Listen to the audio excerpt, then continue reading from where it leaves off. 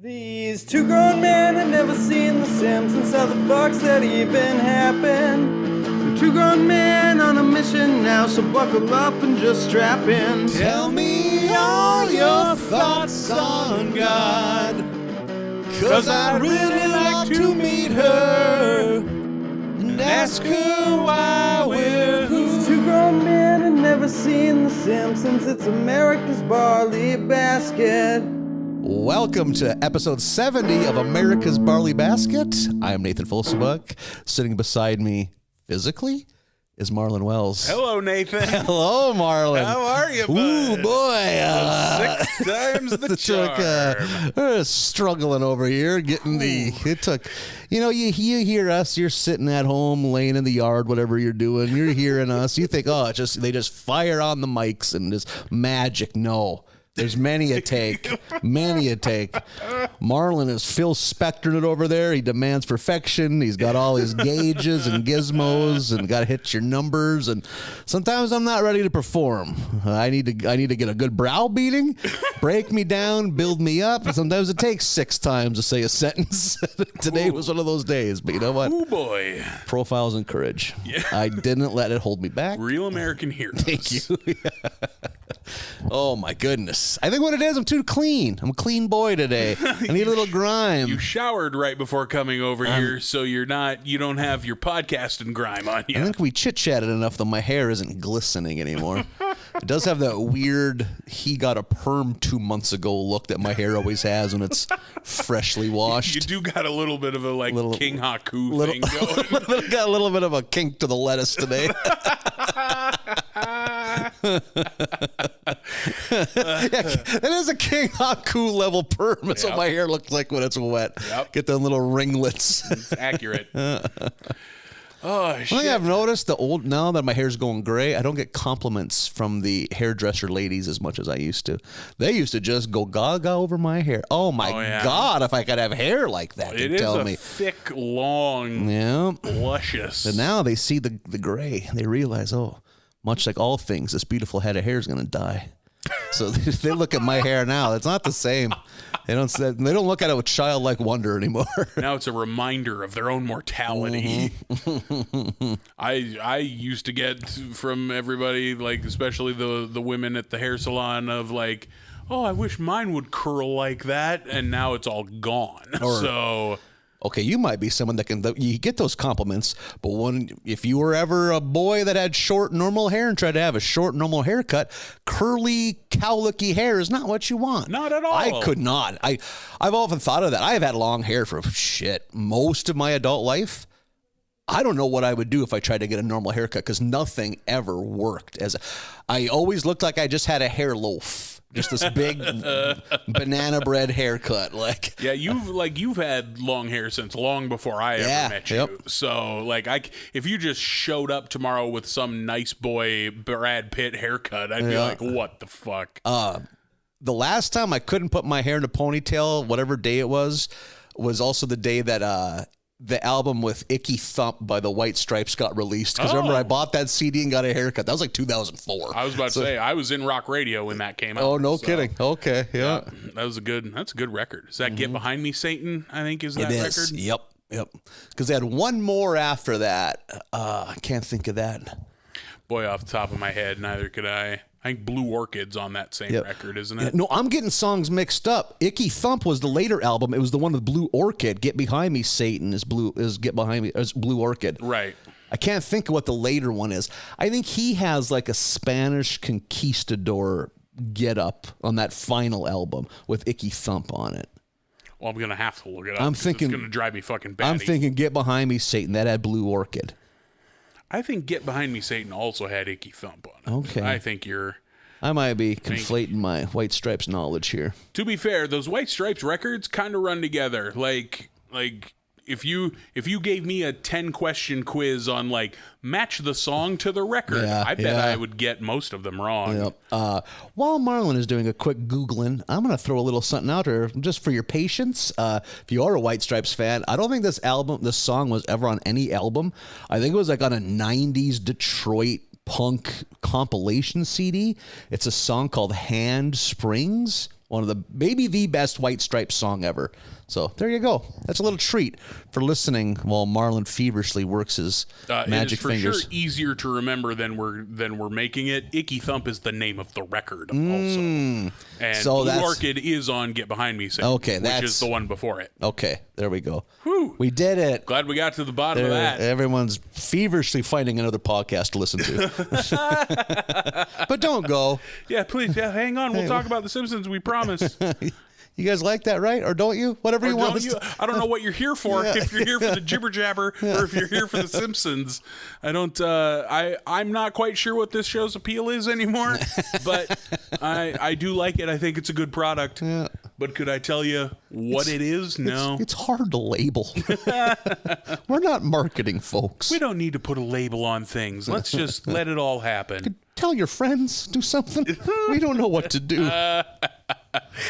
We got Simpsons going on today. We are right in the middle of season 16 of The Simpsons, doing episodes 12 through, 16 There today. we go. That's math. You got it.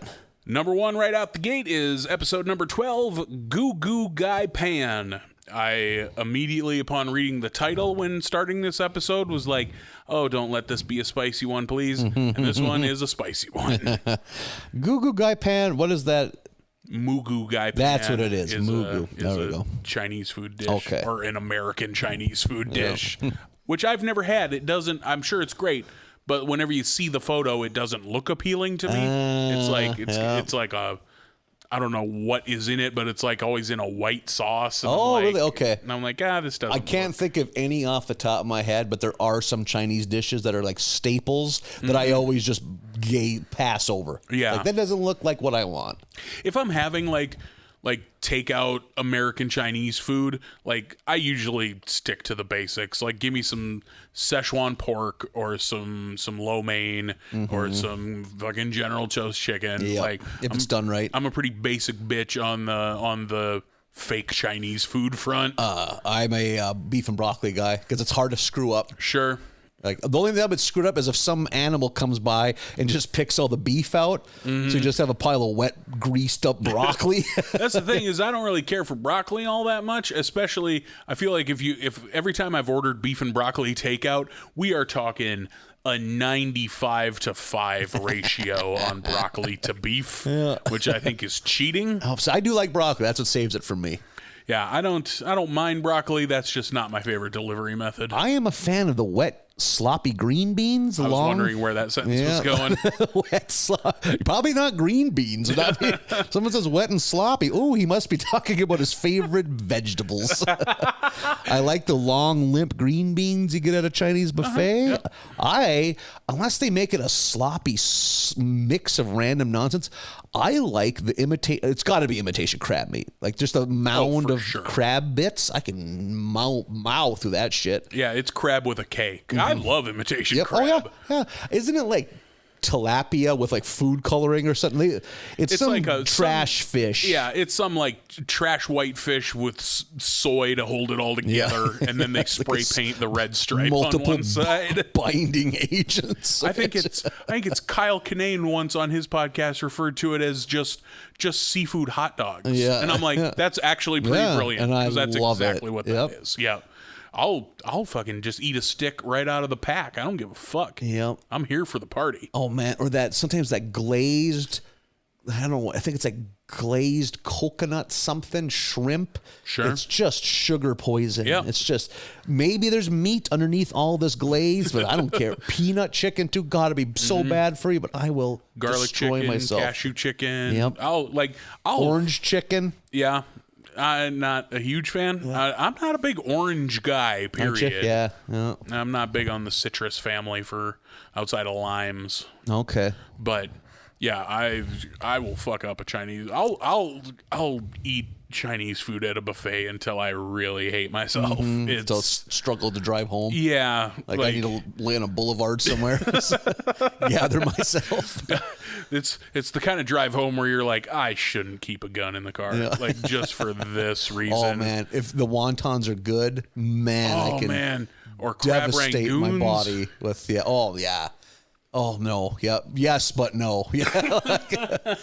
It's got sweet and sour sauce, just ruin a life. I'm literally right now. I'm ruining a life with all these tasty treats. Yeah, I'll cause a scene at a Chinese food buffet. It's real bad. Yeah. We are 0 seconds into this episode. Burns is taking the driving test in that old fucking jalopy he drives, which is always great. Turn of the 1920s, I'm sure, fancy car. Yeah. Could have been a Rolls Royce in that era. Sure, you know? yeah. Like tires with no air in them kind of car. Wooden rims. While he's driving, Selma starts getting hot flashes, and she tries to, I gotta get some air, and opens the convertible while they're driving, which you're not supposed to do. And that turns into a sail, and the car crashes. She sizzles down into the snow. She's hot flashing so bad. There's a fucking moment here where Smithers comes running up and Burns is laying on the airbag. He's like, "Oh, sir, thank God the airbag deployed." And Burns leans back. "No, those are my lungs." So and gross. His lungs are up out of his mouth. Slurps them back into his body. Yeah, just slurps them back down. I had a question during this. Like, what is menopause a strictly human thing?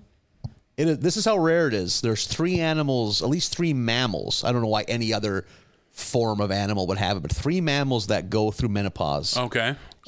Dolphins? Human beings, pilot whales, and killer whales. Oh. What do you think? A pilot whale is just an overgrown dolphin.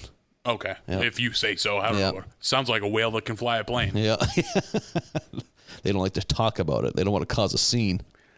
But yeah, there we go. What a random, man, women get the short end of this. Because periods, it's a short list of mammals that have periods too. So like. Yeah, they get the short end of the stick coming in. Maybe the Old Testament's onto something. Maybe they angered God with their sinful ways. Is this the route you're going to go? I think we're going to. Is this the hill you're dying on? We need more listeners if we can appeal to the Christian right.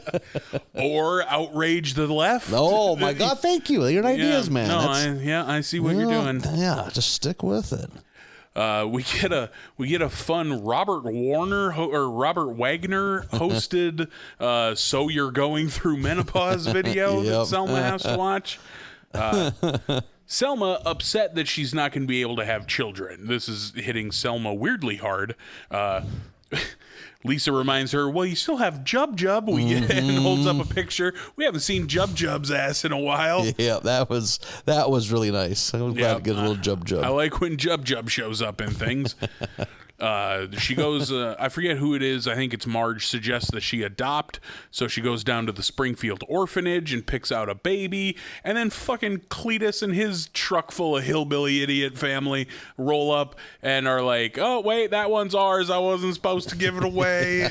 And I'll let you know when she has another litter. Yeah, Jesus Christ. So they take that baby back, and then I believe it's Lisa who gives Selma the idea of like, well, there's a lot of Chinese daughters who need adopting. So she goes to the Chinese consulate, who won't give her a baby without a husband. So Selma, trying to be crafty, goes, "Do you know who MacGyver is?" Yeah. And he's like, "Oh, yes, we do. And we know that he's super popular and would never date you." Yeah, that aspect of it was a good joke. Yeah, good that was joke a fun writing. joke. Yeah, like So Selma panics and writes down Homer's name. yeah.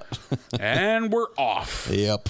They don't say it, but the Simpsons are going to China. Yeah. There was one gag I liked earlier too. I think it's after Selma's turned away at the U.S. adoption center, and she's at home and she's sad.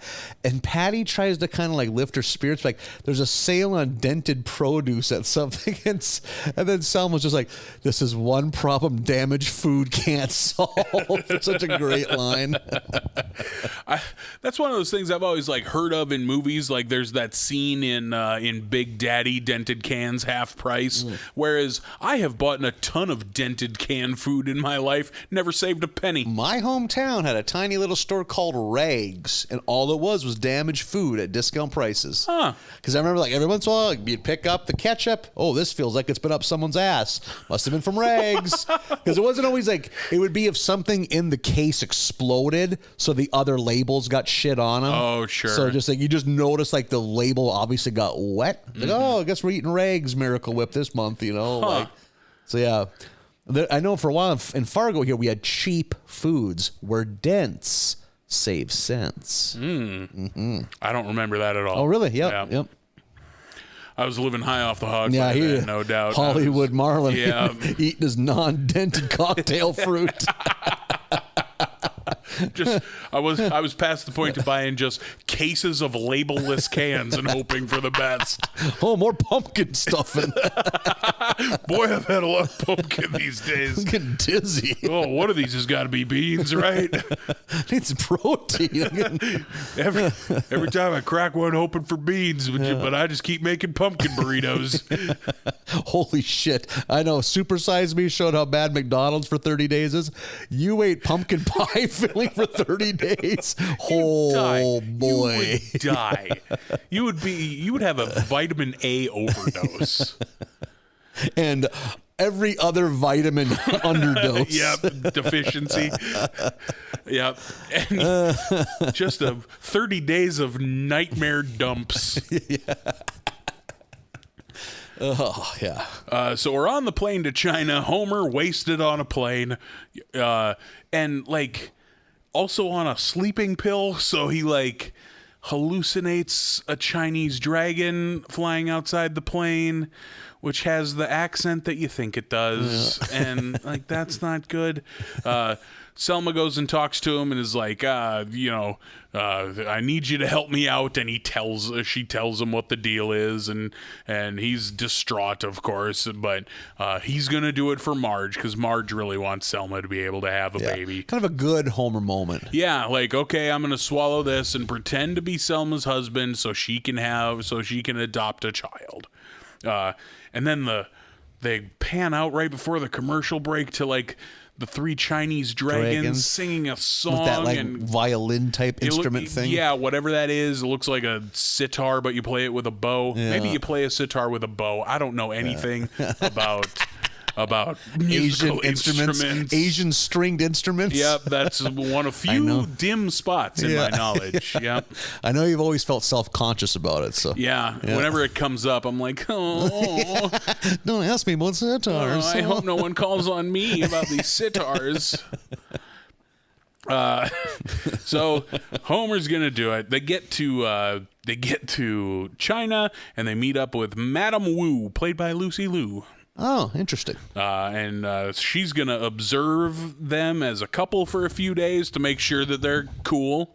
And then we get a string of the Simpsons are in a different country doing stuff. Like, they go visit the corpse of Chairman Mao, which is weird. It's a big communist thing.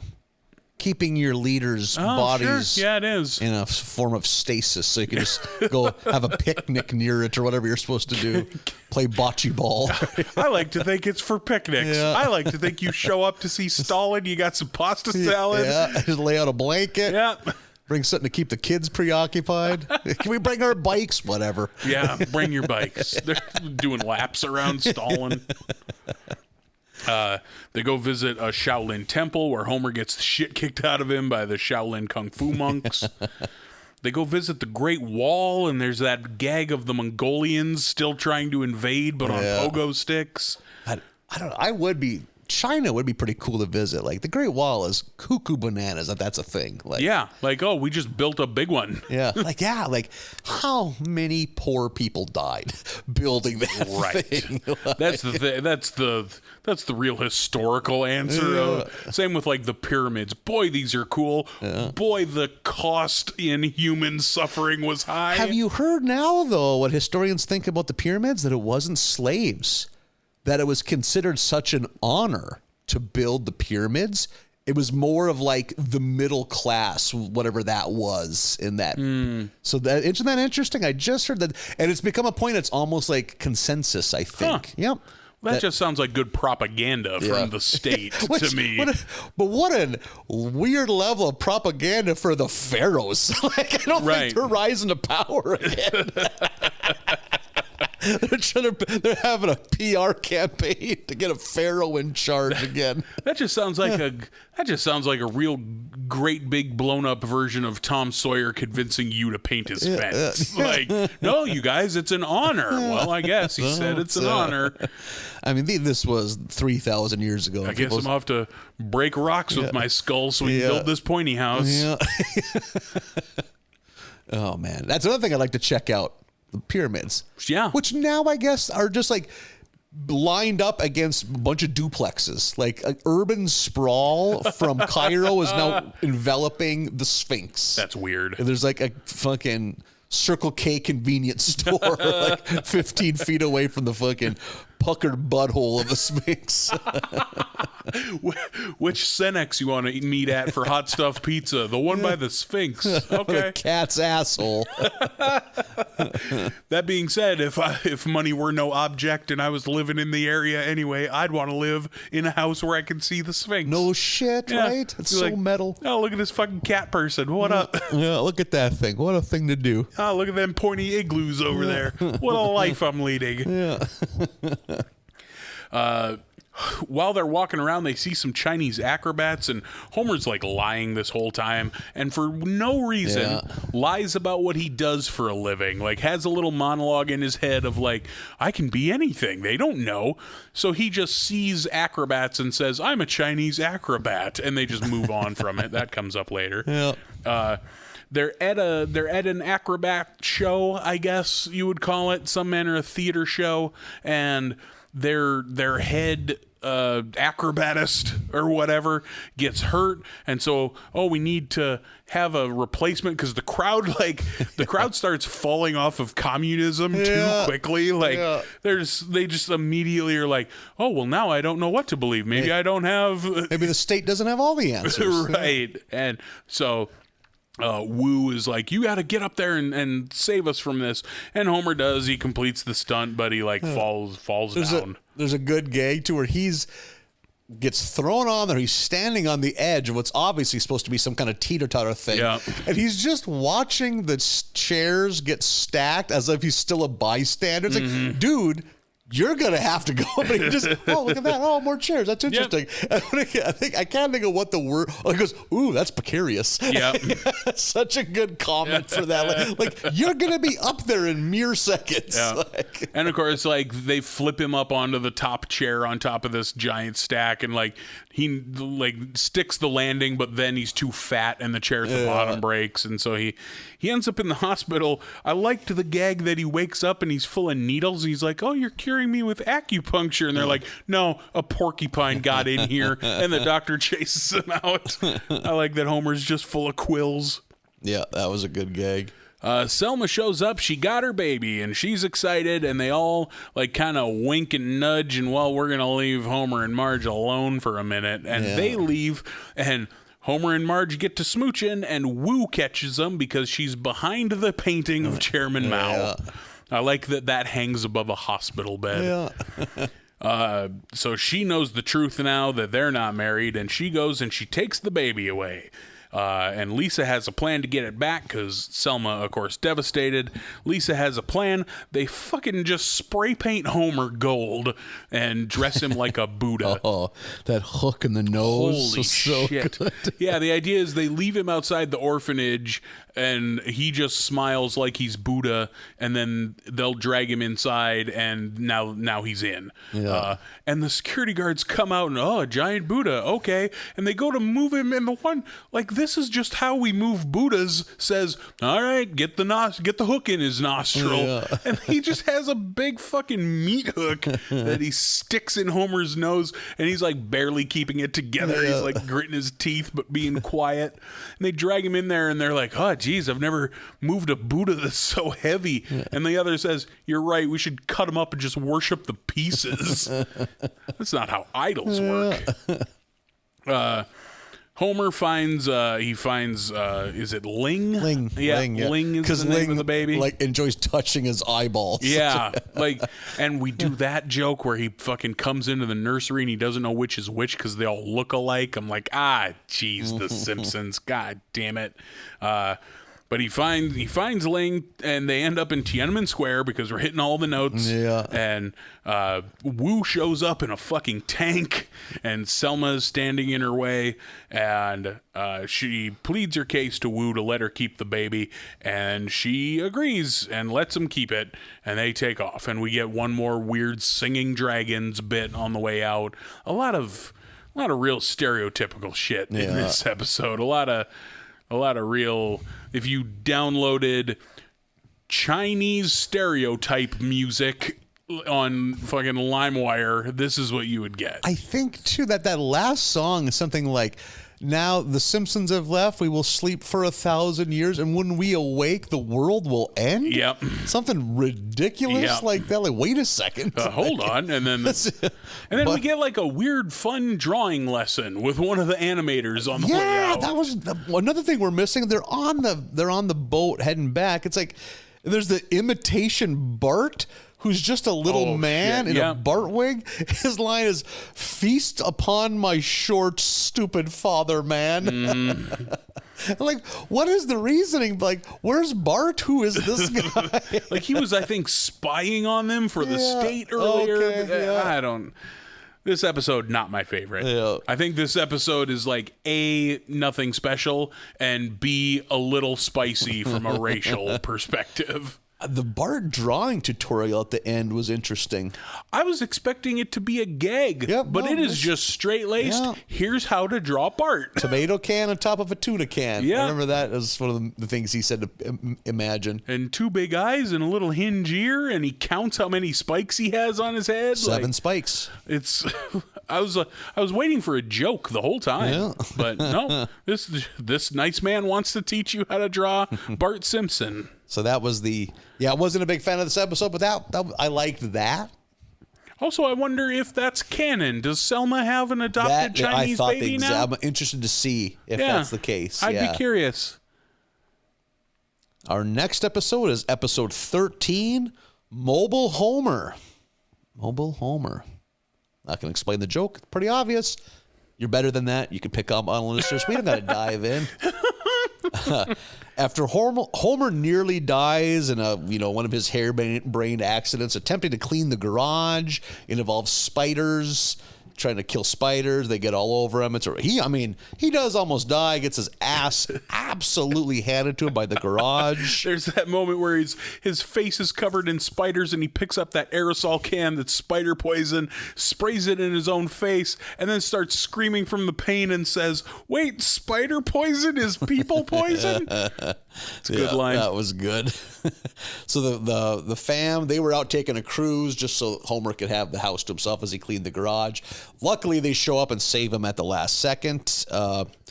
Now, because, this happens on a shockingly regular basis, Marge is worried about what would happen to the family if Homer were to eat it. So she convinces him he should get life insurance. So the next gag is them going to a life insurance place and trying to get him a policy, but they just ask him questions. All the answers are not what you'd want to hear, and he is uninsurable, which they will give life insurance to anybody. Right. So. Wouldn't you think he'd get life? Well, maybe not life. I was going to say, wouldn't you think he wouldn't get life insurance through that sweet union job? But maybe not life. Yeah. Health for sure. I'm guessing with life insurance at a gig like that, they offer it to you and they pay a portion of it, but you would have to pay the rest. I've had a couple of jobs where there was like a discount, but like, when I die, throw me in the woods. I ain't got no kids.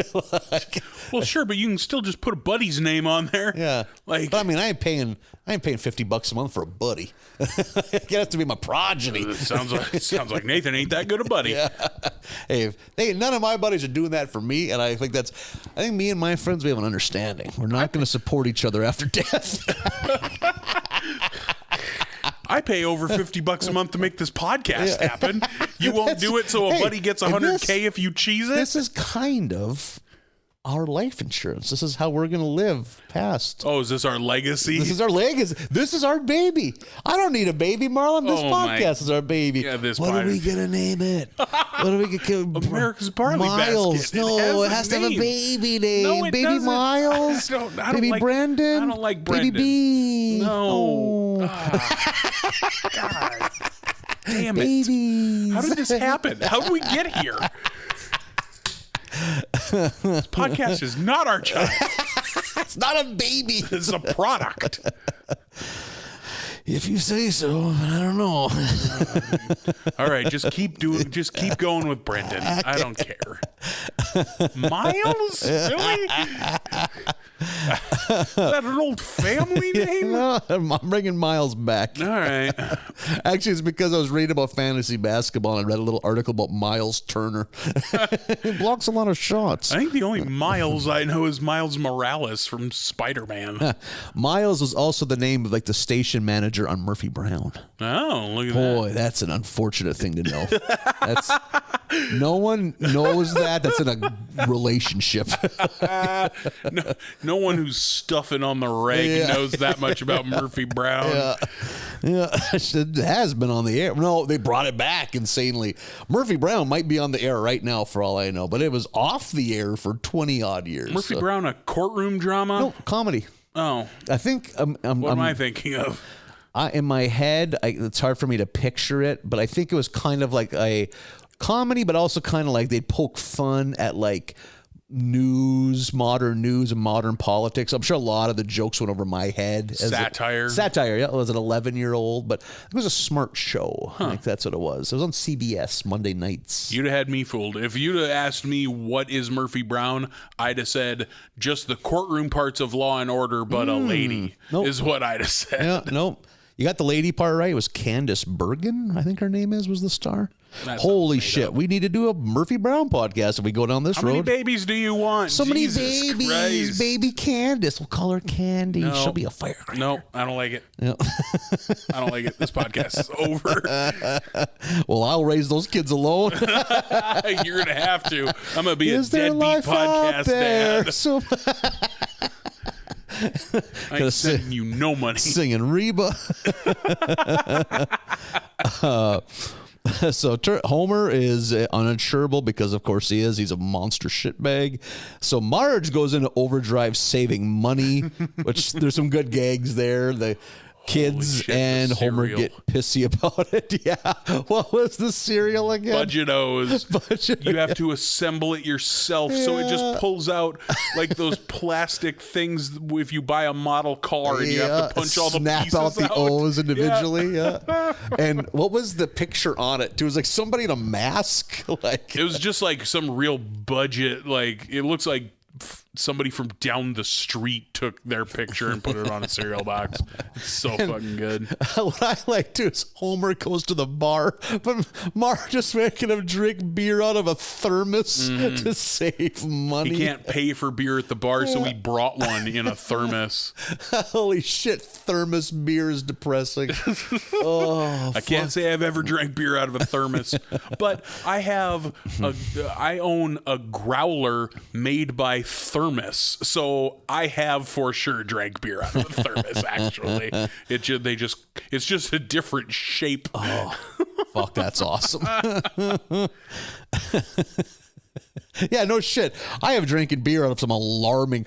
I had a buddy that did one of those studies where they just test. I don't know, collect your blood and shit and make sure they pump you full of drugs and make sure the drugs ain't gonna kill old people. You know what I mean? Medical study. For a second there, I thought this was just a thing he did on a weekend. Like a sexual thing. Like a rich bachelor elderly man paid him to shit in a cup. Some divorced couple that's still sleeping together. Yeah, divorced couple that's trying to get the magic back. We have this guy shit on the coffee table. Will that get you all riled up, hon? What's it gonna take for us to fix this? But got his money for that. He bought a keg of some fancy for us. It was probably like Michelob Golden Draft.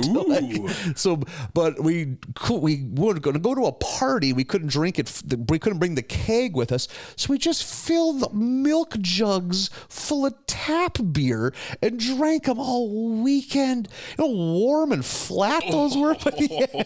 That Saturday night one was so hard to stomach. I'll bet. Oh, just flat. Sat in the trunk of a hot car. The things one would do to get a buzz when you're 19. I'd suggest a thermos growler. I like mine. I've taken mine around. I think Stanley makes it. It's a pretty impressive little piece of technology. The fact that we got ourselves out of bed every day was America. We weren't living for the day. We were living for the hour. There was no pre-planning. Here for a good time, not for a long time. Just gallon jugs of tap beer. Woof. So they're living very frugally, and Homer is pissy about it because he's a giant baby man. And one night he's looking at her scrimpings, she calls them, the nickels and dimes and dollars of savings. And because he's a total selfish shithead, takes that money and buys a Winnebago. What is a good gag when she finds out, she's furious. She's like, "You bought a Winnebago?" "No, I have the down payment for, so they still owe on that Winnebago." I not to back up too far, but in their scrimping, the kind of montage we get, I love the fucking coffee they're drinking. Columbia's Shame discount a crying coffee. farmer. Yeah. Just a crying farmer on the cover. Columbia's Shame is such a great name for a coffee. Yeah, that's one of the better. It's in writing Simpsons jokes that we've gotten in a few episodes. That's where the Simpsons can still shine. Is when there's like a series of ridiculous things. Yeah, they're good at thinking of those ridiculous things. Columbia's Shame coffee is almost as good as Gravy Aficionado magazine. So Marge finds out about the Winnebago. She is justifiably very angry, and I don't know if she really kicks him out or he's also for some insane reason angry at her. Yeah. So he goes and lives in the Winnebago. She lives in the house, and the kids there's a great gag where it's like they're in the Winnebago visiting Homer, and Marge is like, "Kids, dinner's ready." And it's like, okay. And then they keep making the kids promises. So they stay in one room. It's like, "We can have Christmas today." That's the trump That's card. the one that wins. That gets them back in the Winnebago, where they're just dancing to Welcome to the Jungle. Yeah. And Homer is filling up his Winnebago with gas, and he meets another RVer, an older retired couple. Yeah. And they hit it off. "Hey, come back. Oh, can we invite the rest of our," whatever they call them, highway RV people? Yeah. So all of a sudden there's a dozen, let alone how angry Marge would be. How do you think the neighbors thought? There's a fucking to have a dozen RVs like a parked fish next door. concert in their backyard now. There's a bunch of randos camping. Looks like a KOA campground next door.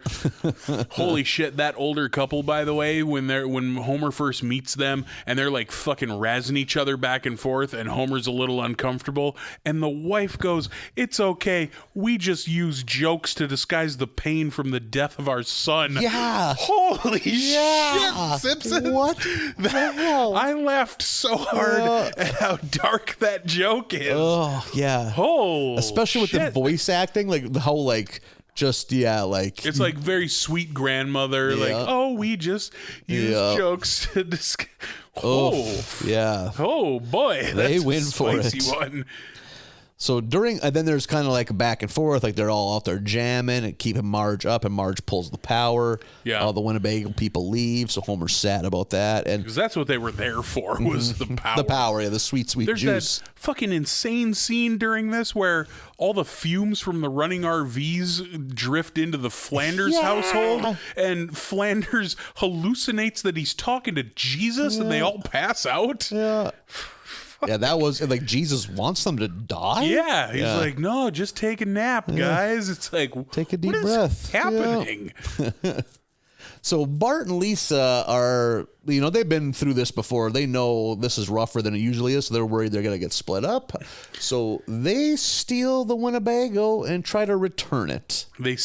I love that they like sneak out of the house while Marge and Homer are just laying into each other. And I think one of them even says, "We got to get out of here before Dad does a bad Marge impression." Yeah. And then from upstairs you hear, "I'm Marge Simpson." They're like, "Oh no." So the kids run away. I think Marge finds a note where they explain what's going on. So Homer and Marge have to put their differences aside, go hunt the kids down. They see the Winnebago. And here's a gag that I thought they get stuck behind a bunch of SUVs. And Marge like, "Oh no, I can't see past these SUVs." And Homer's like, "Don't worry, there's a gentle curve." And all the SUVs roll off the curb. Yeah. And some of them start on fire. I forgot that used to be the MO of SUVs. Oh, they're death traps. They'll roll that. Did they just fix that, or do we just live with it? Or do we just know that so we corner more carefully now? I think it was some of those early or late 80s, like Bronco 2s and shit. I think they were notoriously tippy. Rollover traps. Yeah. Maybe they fixed it. I feel like that's not a thing anymore. Yeah. And I would it'd say be that in the news if it was. I would say we improved as humans and became better drivers, but we don't improve as humans ever. Yeah. That's definitely a mechanical improvement. Yeah, definitely an engineering thing. Fuck, The Simpsons did the Canyonero episode culminates with Marge rolling the SUV on purpose to distract the rhino that has the kids cornered. Good call. The Simpsons themselves did that. Yeah. Boy, the Canyonero song is going to be in my head now. Yep, that's a classic. So they're now hot on the trail of these kids. Let's see. Jesus, I just had a brain fart there. There's that. They think they're safe because they see the runaway truck lane, and they're like, "Oh, thank God!" And they take the runaway truck lane, but then they pass a sign that says "Coming soon," and they're like, "Shit!" And that's such a funny joke to me that they would even hang that first sign. As someone that's done a little bit of trucking in the mountains, the idea of ever having to use one of those runaway truck lanes is so terrifying. Yeah. You must be so, I've always said at the end of it, because what it is it's like deep rock. So it's almost like digging into loose gravel to slow your momentum. You get like sand almost. Yeah. There should be at the end, there should be a book where you have to write what's on your mind at that moment. I'd love to read collections of those stories. Yep. I bet most of them start with, "Holy fucking shit." I cannot believe I'm alive right now. I had an uncle who trucked a lot between Wyoming and North Dakota, and there's some fucking buck wild roads in Wyoming. Yeah. Like I didn't come across anything ultra spicy when I went to Denver and back this last time, but like I went through some where I'm like, I would hate driving a truck through here. Yeah. And I can't fucking imagine how just white knuckly that gets through some of that. Especially if you're up like farther west, like with the big horns or like the Rockies, like the Yellowstone. Yeah. Yeah. Parts of South Dakota too get pretty up and down and windy shit where it's like, how? Mm-hmm. I hope you guys get paid a lot. Yeah. And I don't think you do. I'm pretty sure they don't. So they are on the hunt for the kids, and ends up that the Winnebago ends up on a Turkish freighter, which was a good. So the kids realize they messed up. They're on a boat now that's taking off, and they're screaming at the sea captain. And Marge wins his favor with a truckload of off-brand soup. Yeah, just so great. So I'm pretty sure they end up on the boat with the whole family together on the boat, right? Because aren't they eating on the Well, they convinced the boat to come back to dock, and then they're all eating on the dock. Yeah, because she was like, "It's all cream of mushroom," and then gives like a quick casserole recipe. Because what else are you gonna do with cream of mushroom noodles, soup? Yeah. And there's I think it's maybe after she mentions that recipe where the captain's like, "You're a wise woman. It is a shame you're dressed like a Lebanese prostitute." Yep. It's such a good gag. Yeah. Yeah. So, and then, I think that's basically how it wraps up. Well, they show them like trying to get the RV off the boat and they drop it in the harbor. Oh, yeah. You're right. Yep. But Marge is like fine with it. Yep. Oh, it's because the hashish in her food. Yep. They put hashish in Marge's food. So which came first, Turkey the bird or Turkey the you guys? And then they play that song, that Istanbul, Constantinople. They Might Be Giants. That's who it is. Yep. They Might Be Giants are those bands that has like a small yet fervent fan base. Yep, they're a rabid bunch, and I don't know any of them, but I know that people who love They Might Be Giants really fucking love They Might Be Giants. You know, it's the other song of theirs you would know. The opening song to Malcolm in the Middle. Yeah, they're one of those bands. Only other one I know. Just like the Refreshments. Well, with the Friends theme. No, that's the Bodine. Oh. No, that's the Rembrandts. Oh man, I'm sorry. The Refreshments played the instrumental theme to King of the Hill. Oh, they were otherwise one-hit wonder from the '90s, but they had that. And the Bodines had Closer to Free. That was a song you'd read. That was also some Fox drama, I think. I remember that one being on the radio. Yep. That kind of like the Rembrandts from Friends. That song became a hit, that too. Song went on the radio. What a life we were living back then, that theme songs to popular TV shows were charting on the radio charts. Yeah, there's a couple that was a thing. I think maybe the Ally McBeal, I remember it was like a solo female artist might have had a hit with that song. I think that was what a weird time in music. Bonkers. Yeah. Episode 14 now, the 7-beer snitch. We're shopping in Shelbyville. We don't get to see other towns all that often, but here we are in Shelbyville.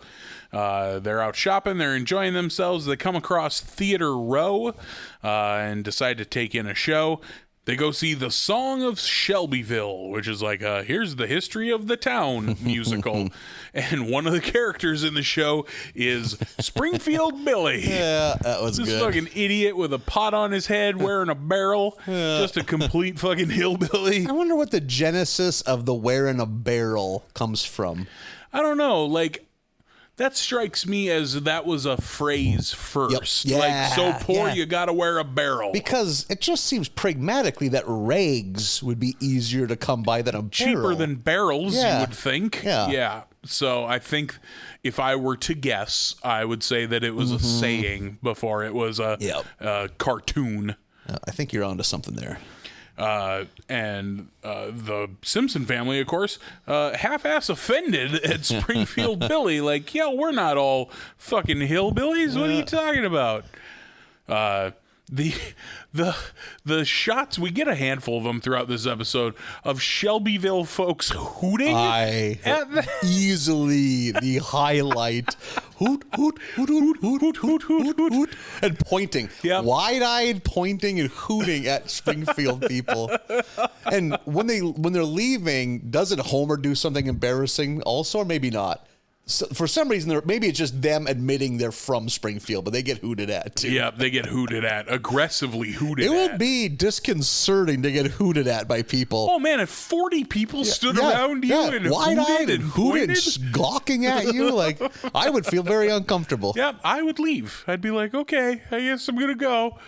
This, like, neighboring town rivalry thing is sort of real where I come from anyway. Don't go to fucking Elgin. It's a bunch of fucking idiots. You know, don't go to Flasher. It's a bunch of fucking like uppity assholes. You know, dopers or sluts. That was often one town was known for the other. Like, one town was full of dope smokers. Back when that was the worst thing you could accuse somebody of. Oh, geez, not dope. It's probably now meth towns. Yeah, I don't know, meth there. There's definitely a town close to where I come from. If I think of meth, I think of that town. Yeah. I won't call it out, but... Or I like to, all the girls are sluts there. Well, then why aren't you there? I know you. We grew up together. I was about to say, do you know the name of that town? Never experienced the touch of a woman. I'm free this weekend. Yeah, you should go to the slut town immediately. I hope that's what it's called. That's been the problem? You're too chaste. You can't, you got to have these impure women. You're just holding on for, Towns are dumb. I wouldn't say small town. We can't even blame small towns. This is other bigger cities. North Fargo dislikes South Fargo. More, Minneapolis, St. Paul, all that, like. Everybody hates everybody else. Yeah, exactly. America. Yep. That's on the billboard. Until there's a farther outside rival that you unite in your hatred of. Yeah. Yeah, it's like we all hate each other until the South Dakota kids come. Then we all band forces. Fuck them South Dakota kids. Yep. And then all the Dakota people, someone from New York City comes here. You get out of here. We'll stand up for South Dakota people for the end of time. Yeah. There's always got to be an enemy for whatever reason. We're a flawed species. Marge is on the Springfield Cultural Activities Board, and she comes running to them. You get the vibe that this is kind of an emergency meeting. Yeah. Like those Shelbyville people all think we're a bunch of uncultured hillbillies. We got to do something. Marge's suggestion is that they build a concert hall with the help of famed auteur designer Frank Gehry. And how are we going to get Frank Gehry? By writing him a letter. Well, you think that was Frank Gehry doing his own voice? Probably. It is, yeah. Simpsons are good at that. Yep. That they get the actual person to do the voice. The person, yep. And they got Frank Gehry. My tip-off that before looking it up before we recorded, my tip-off was that the voice acting is bad, which is a good indicator of this is probably the real person. That they were just getting frustrated. Okay, this cut will have to do. Or just, hey, I don't do this for a living. Yeah, I have 2 hours. Yeah. Let's knock it out. And I don't talk for a living. I'm an architect. So, yeah, everything sounds like he's reading is the dead giveaway. But she writes him a letter, and he agrees to do this. So he builds them this fucking giant, like, crazy architectured concert hall. Like, apparently his thing, I don't know anything about famous architects, but apparently his thing is, like, curving lines that are usually linear. Yeah. So there's a lot of curves, a lot of... It looks very artistic. And to jump back...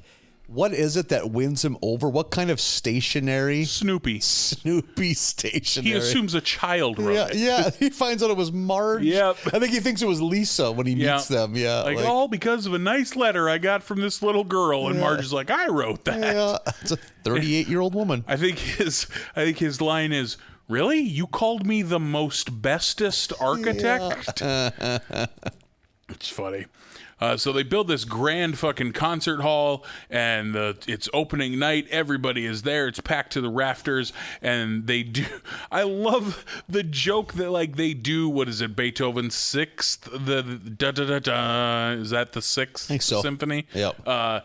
And, like, as soon as the da-da-da-da part is over, everyone stands up and leaves. Yeah. Because, like, well, we heard the da-da-da-da part, so the rest is just filler, whatever. Yeah. So the whole audience leaves, and then we get this quick montage of the thing falling into disrepair because, like, it goes from that to, like, some kind of minor sporting event to now hosting XXX movies. Yeah. And then it has graffiti all over it. Like, it very quickly falls apart because Springfield is fucking uncultured swine. Yeah. They don't want a concert hall. I mean, part of the gag is it's like concert hall, sporting event, XXX movies, and then there's one thing after. Yeah, there's one more, which is something that it should be above strip club, but it's kind of a dig at that thing. Yeah, that it's below the strip clubs. Yeah. It's so it falls apart. Nobody wants to go there. So we're having a town meeting. I like that Quimby is mad. Why didn't you tell me you didn't like orchestra music? We wouldn't have built this fucking thing. But Burns agrees to take over the debt, and he assumes the deed and turns it into a prison. And we get Homer, who wants to, he's in the job interview. He wants to be a guard. Doesn't get it? Yes, he doesn't get it. Yeah. Because Otto swaps his and Homer's urine samples. I know I'm going to get ahead of myself when Burns is reading the list of drugs that are in that urine stamp. Yeah. The two that kill me is horse tranquilizers, cow paralyzers. Yep. That was funny. There's a drug. What would be the benefit of a drug that paralyzes cattle? But that isn't a tranquilizer. Yeah. Like, doesn't put them to sleep. Like, destroys their nervous system. Yep. Yeah.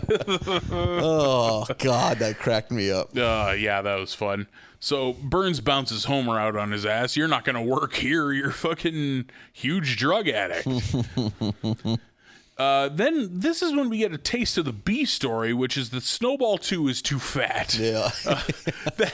That scene of Lisa, like, trying to pick up Snowball 2 and it just falls on her. Yeah. She's like trapped. Yeah. And she's like, somebody get some string. And Bart dangles string in front of the cat, and the cat can barely reach out to bat at it. It's so funny. There's a good gag. I don't know if it's at this time or maybe it's just a bit later, where it's Bart and Lisa. We got to check on Snowball. Like, we need to see what Santa's little helper's up to. He's supposed to be Snoopy flying the Sopwith camel, the World War I fighting aids. Yeah. And we don't have time. They just ignore that. Yeah, I think Lisa even says, like, we don't have time for that right now. One thing at a time. Yeah. So they're trying to figure out what's going on with Snowball 2. They're like, well, we're not overfeeding her. What the hell? So they follow the cat as it leaves and shakes its collar on a tree branch, and then, like, goes up to this. Snowball 2 has a second family. Yeah. 1960s second family, weekend family. Yeah, just rolls up to the door, and this lady greets it and gives it a bunch of food and invites it inside. So the kids are like, well, God damn it, we're going to have to deal with this now. Back to the A story. Homer is arrested for kicking a can down the street because... as this is how it works. Private prisons have to keep a ratio. Burns needs more prisoners in order to be profitable, so Wiggum agrees to dust off the old book of obscure laws and arrests Homer for kicking a can down the street. We need to repeat this for our few friends that aren't aware of this. This is real life. Yeah, this is all real. Privately owned prisons are. They sign contracts, and part of the contract is they have to be a certain amount filled with people. So they figure out ways to keep people in prison to satisfy those contracts and to arrest new ones. Yeah. How do we not just keep them there if they're already there, but keep adding new to people. If you're wondering if you live in a state where marijuana isn't legal, this is one of the reasons. Yep. They use marijuana to put rando people in prison to satisfy all those bazillionaire corporate prison contracts. And in some parts of the country, you can drive an hour and purchase it legally in a store. Yep.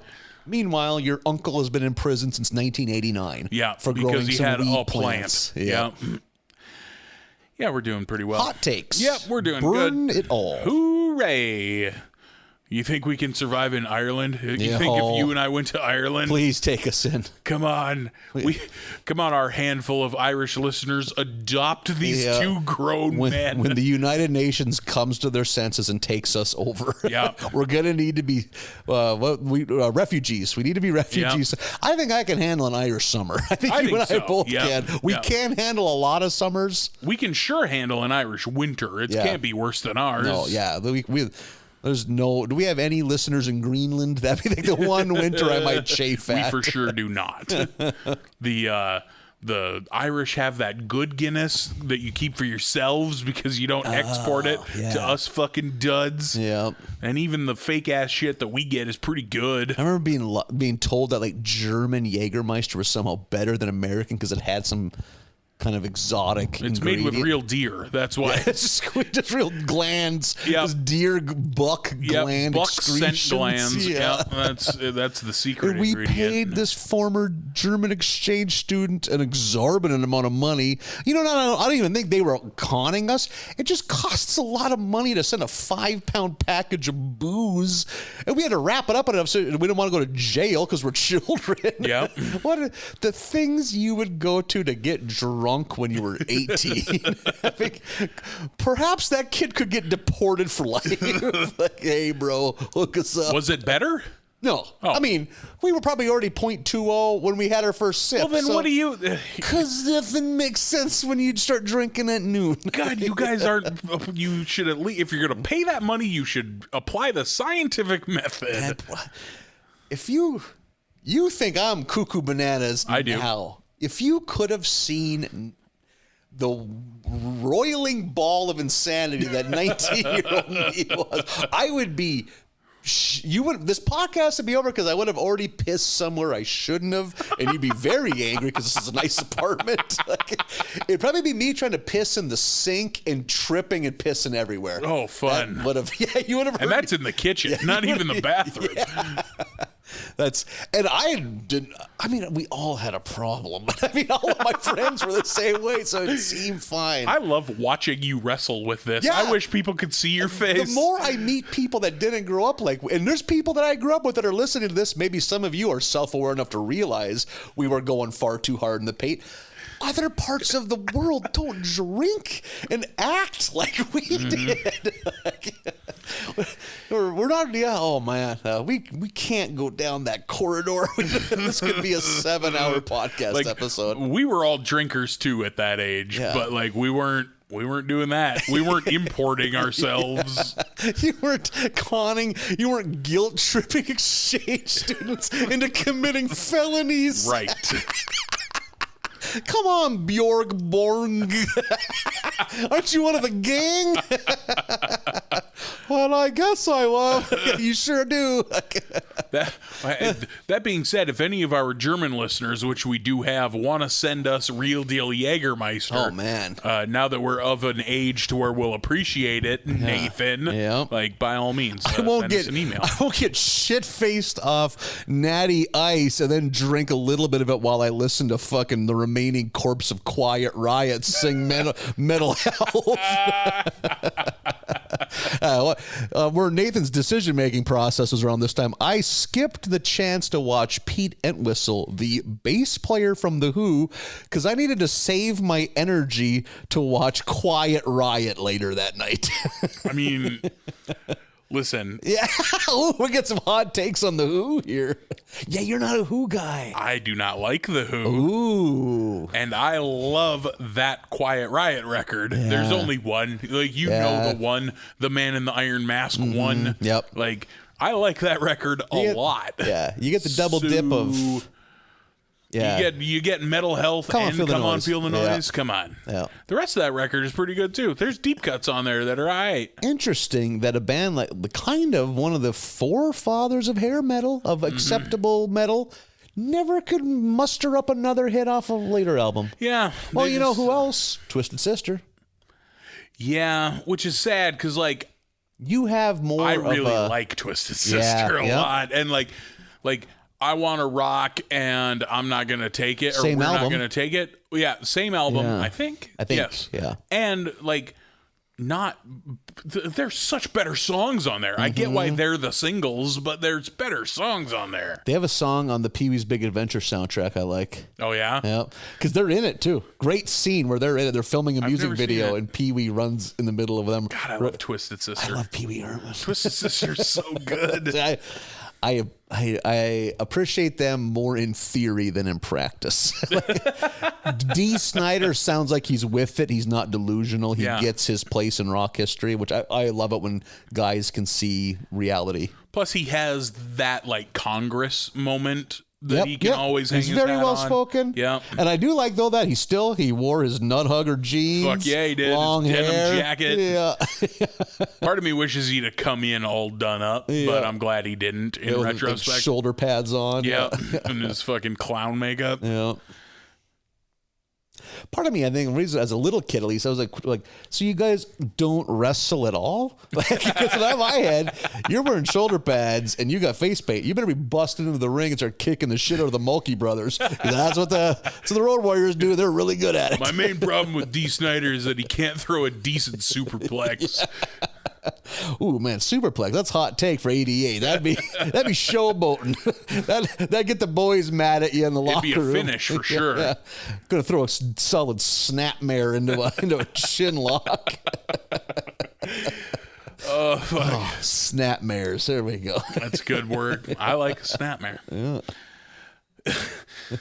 So Homer oh yeah, the Simpsons is arrested for kicking a can down the street to keep the for-profit prisons going. And then fucking Snake is going to escape and does. And Homer, in good nature, is like, that man might be hurt, and calls the guards over. Yeah. And they bust Snake for trying to escape and think, boy, Homer's going to be a good snitch. And then he gets recruited by Mr. Burns to just be a snitch for the prison and rat on everybody for all the shit they're doing wrong. And he'll be made comfortable for his efforts. Mm-hmm.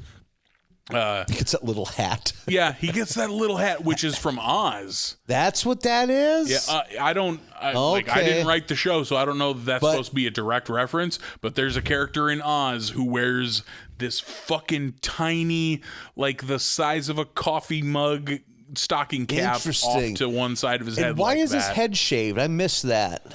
I think that's meant to be a joke, as like that's part of going into prison is getting hosed down and getting your head shaved. Okay, you're right. Yep.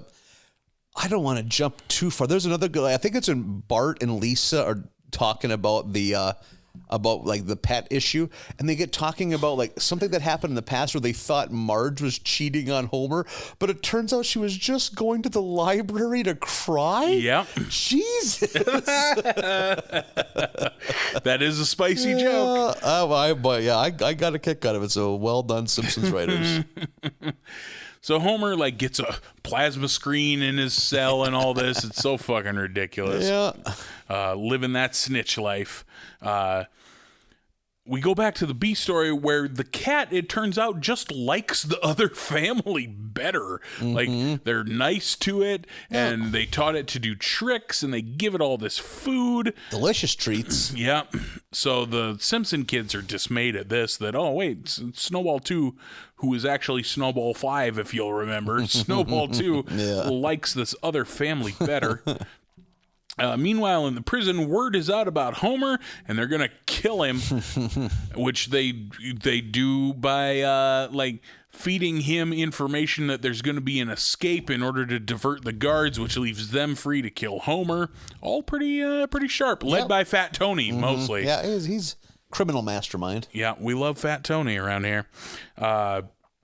Marge shows up in the prison to help Homer, I guess. I like that how they get around that by saying, well, I'm part of the culture society, so I have a key to this place. Yeah, a reminder that this is the concert hall. Yeah.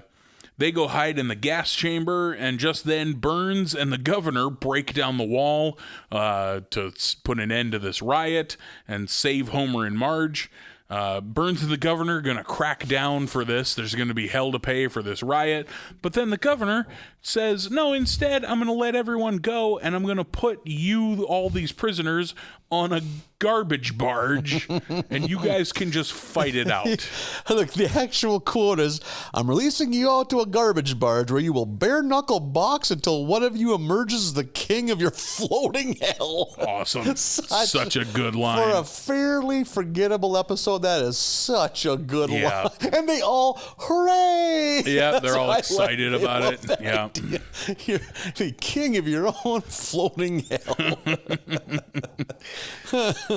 Yeah, pretty, I thought, lackluster episode. Like, you know, we take a couple jabs at prison privatization, which I'm all for, but we don't go as hard as we could have. Yeah. So it's kind of all for naught at the end of the day. Yeah, for me anyway. For me, this is in this batch. This is the third in a row.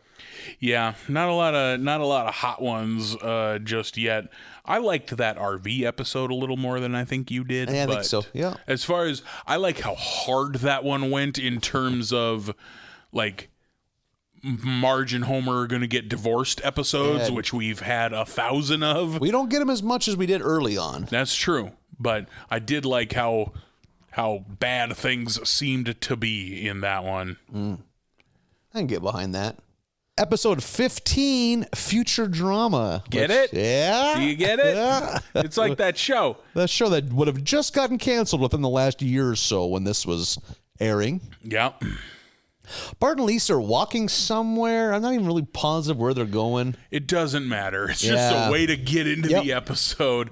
They're just walking down the street and they fight. And this is total little sibling shit. Like you and you're like, you're that, well, you're that, you know. And they're talking about like that's your boyfriend. And it's like you're gay for Mole Man because Hans Moleman is sitting on a bus bench minding his own business. You're gay for Mole Man. No, you're gay for Mole Man. They're now physically fighting. When Mole Man goes, nobody's gay for Mole Man.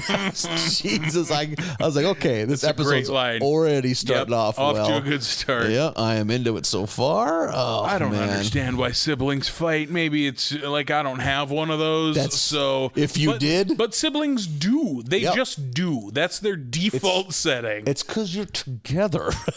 All the time. It never ends. You're always in a car. Can't you being in a car with someone all the time that you didn't want to fuck? That's why you and your spouse, because you're good, you still kind of want to have sex. Nah, not with your sibling. It's just you're just fucking taking up. Like I could have a whole. You got the back seat all the time, Marlin. There wasn't someone breathing on you, looking at you. You're reading and they're looking at you. Like fuck, you looking at, man. You know what I did in the car? Quietly read a book. You know what I would do when my brother was? I kicked the book out of his hand. What are you doing now? Why? Yeah, because I was angry that he was happy. What a thing! What a thing to be angry at! That's how you're wired. They can't see, but I'm so indignant. I just pulled my glasses off like an attorney. Everyone else that has a sibling is like, "What are you talking about, man? You're just always at each other." And I will say this: me and my brother, compared to a lot of the kids I knew. I mean, God damn it. He might have a different take on this. Because you're the older brother. I had brother, like, I remember a friend of mine threw his older brother threw a bottle of Mountain Dew at him so hard that it stuck in the sheetrock. It would have went through his eye socket. And they were a household that, like, if there weren't enough consequences, that would happen at my house. We would have been atomic dropped into the neighbor's yard. There would have been hell to pay. But I knew some kids. Like, I remember one kid showed up to school. The Botno people probably know who I'm talking about. He had rope burn around his neck because his brother wrapped a rope around his neck in the barn and drug him to the house that way. Jesus. Yeah, that's far. You grew up on a farm, man. If you would have had a sibling, it would have been all out war because there's no one to tell you not. I might not be here. Yeah, exactly. Yeah, this could be the Marlin Memorial podcast. You'd have never known who I was. Yeah, man. It's just it's someone that's always there. In one case, they're either older than you and mean to you, or they're younger than you and they're just in the way, and it just grates at you because it's all the time. They're never not there, Marlin.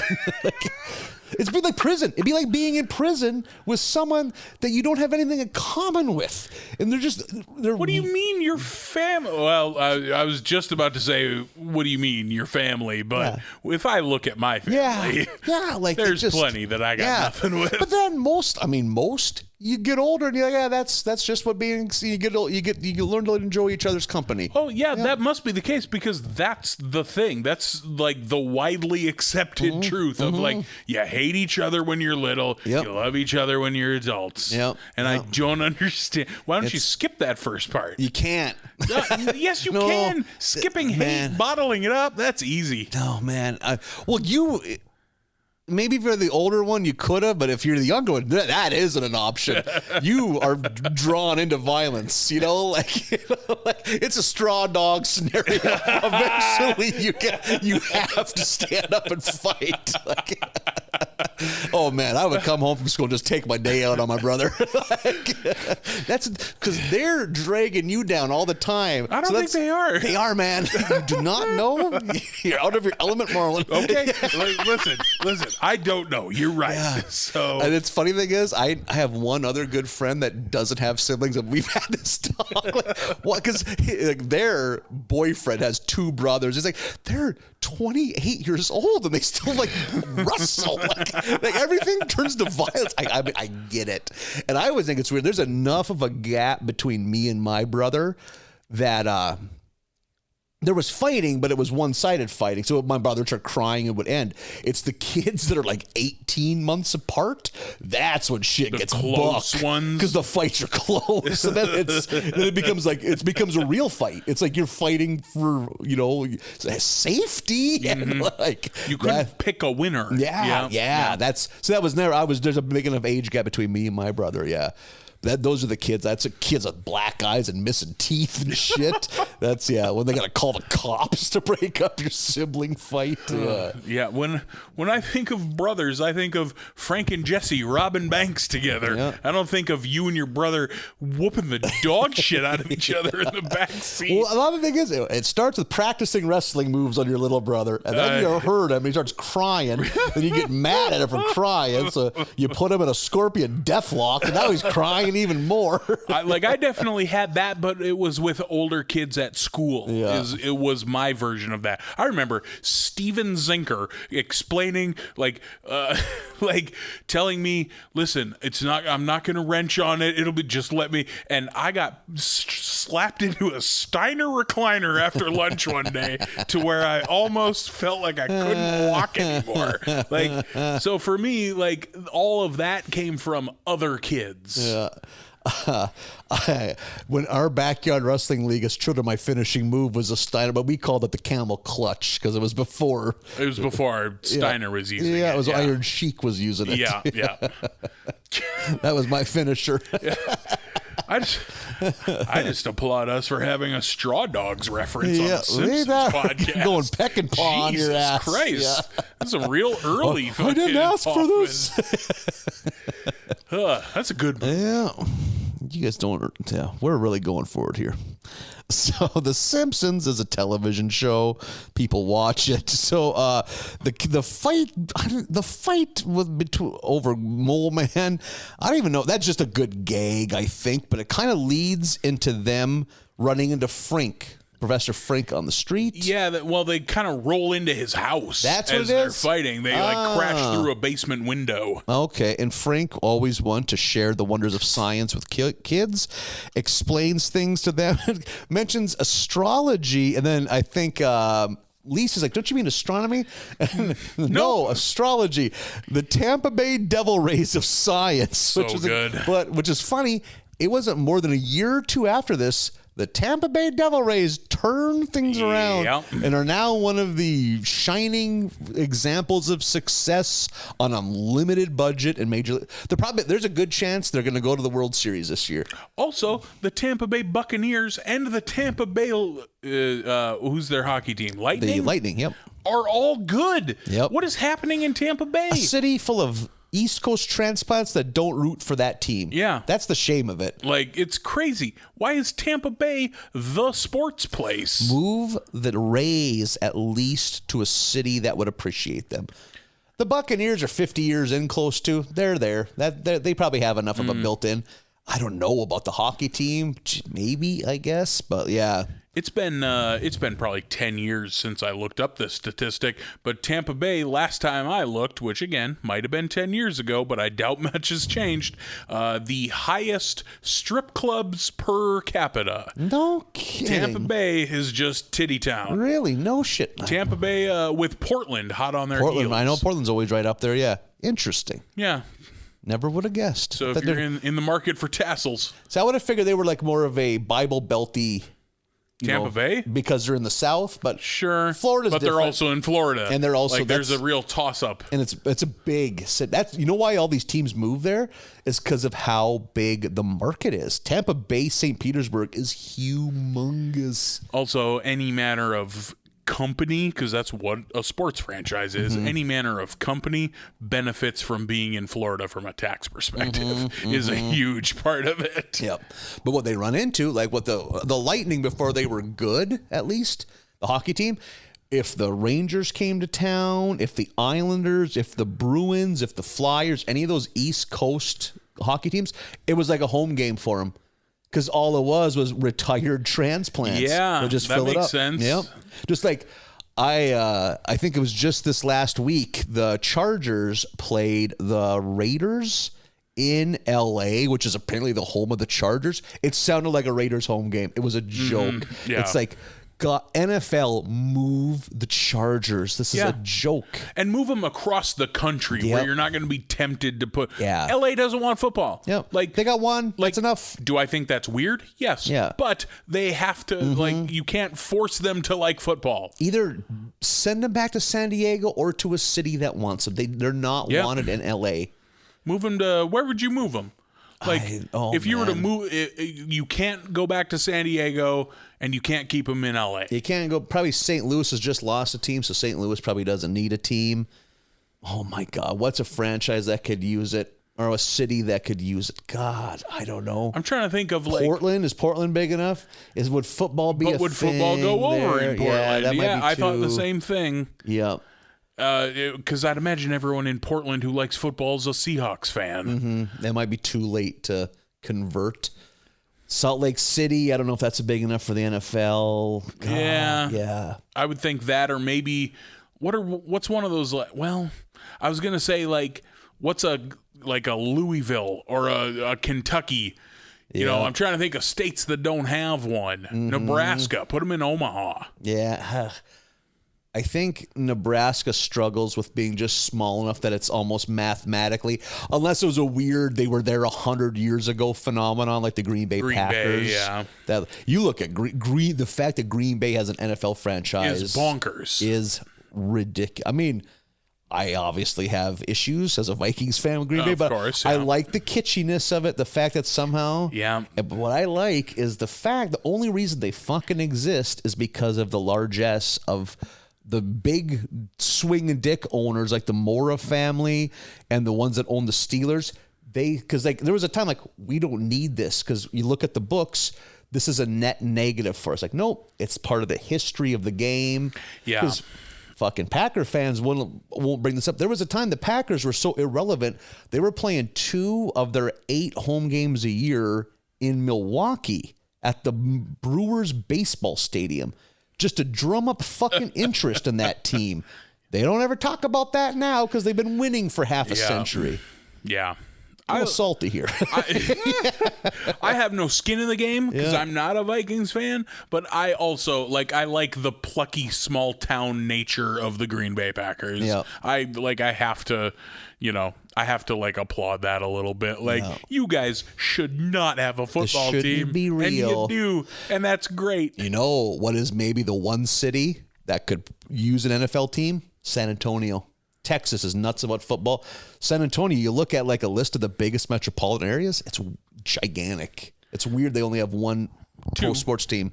Oh, I'm sorry. I thought you meant Texas as a whole. No, yeah. But yeah, Texas has Houston and Dallas. Yeah. Do they need a San Antonio? They've had 3 NBA franchises for 45 years. That's 40 true. years, yeah. And I bet Texas likes football way more than they like basketball. Yeah, they're nuts about football. Well, They built the Alamo Dome back in the day. Old Red McCollum's the former owner of the Vikings. He was behind that. I think the goal was to always get an NFL team there, and I think he bought the Vikings with designs of eventually, hey, if you don't give me a stadium, I'm going to move them. I'm going to ship them to San Antonio. And I think they just drugged their feet, and he eventually caved and sold them, and then they got a stadium. Which Minnesota's never lost a sports team to Texas anyway. Yeah, so. Exactly. That could never happen. Yeah, no. Especially a hockey team. Yeah, a Minnesota hockey team left for Texas. Yeah. By the by, I've decided, much like we talked, this podcast has been going on so long that I can say last year. Yeah. Much like we talked about last year, getting deep into baseball. This is the year I'm getting into hockey. I'm calling it right now. Oh, good for you. We're coming up on hockey season starting. I don't know who to root for though. I like the Chicago Blackhawks because CM Punk likes them. And I like the Winnipeg Jets because they're like a scrappy small town Canadian team that is probably geographically the closest to me. It absolutely is, yeah. And I like the New Jersey Devils because I like their color scheme and Satan. So I don't know who to buy a hat for. I'm technically a Dallas Stars fan because I don't know why, but I couldn't name a player that's on their team. After that, my allegiance goes similar to yours. I just root for all of the Western Canadian hockey teams. Sure. Yeah. Calgary, Edmonton, Vancouver, and Winnipeg. I also root for the Buffalo Sabres because fucking Buffalo could use it.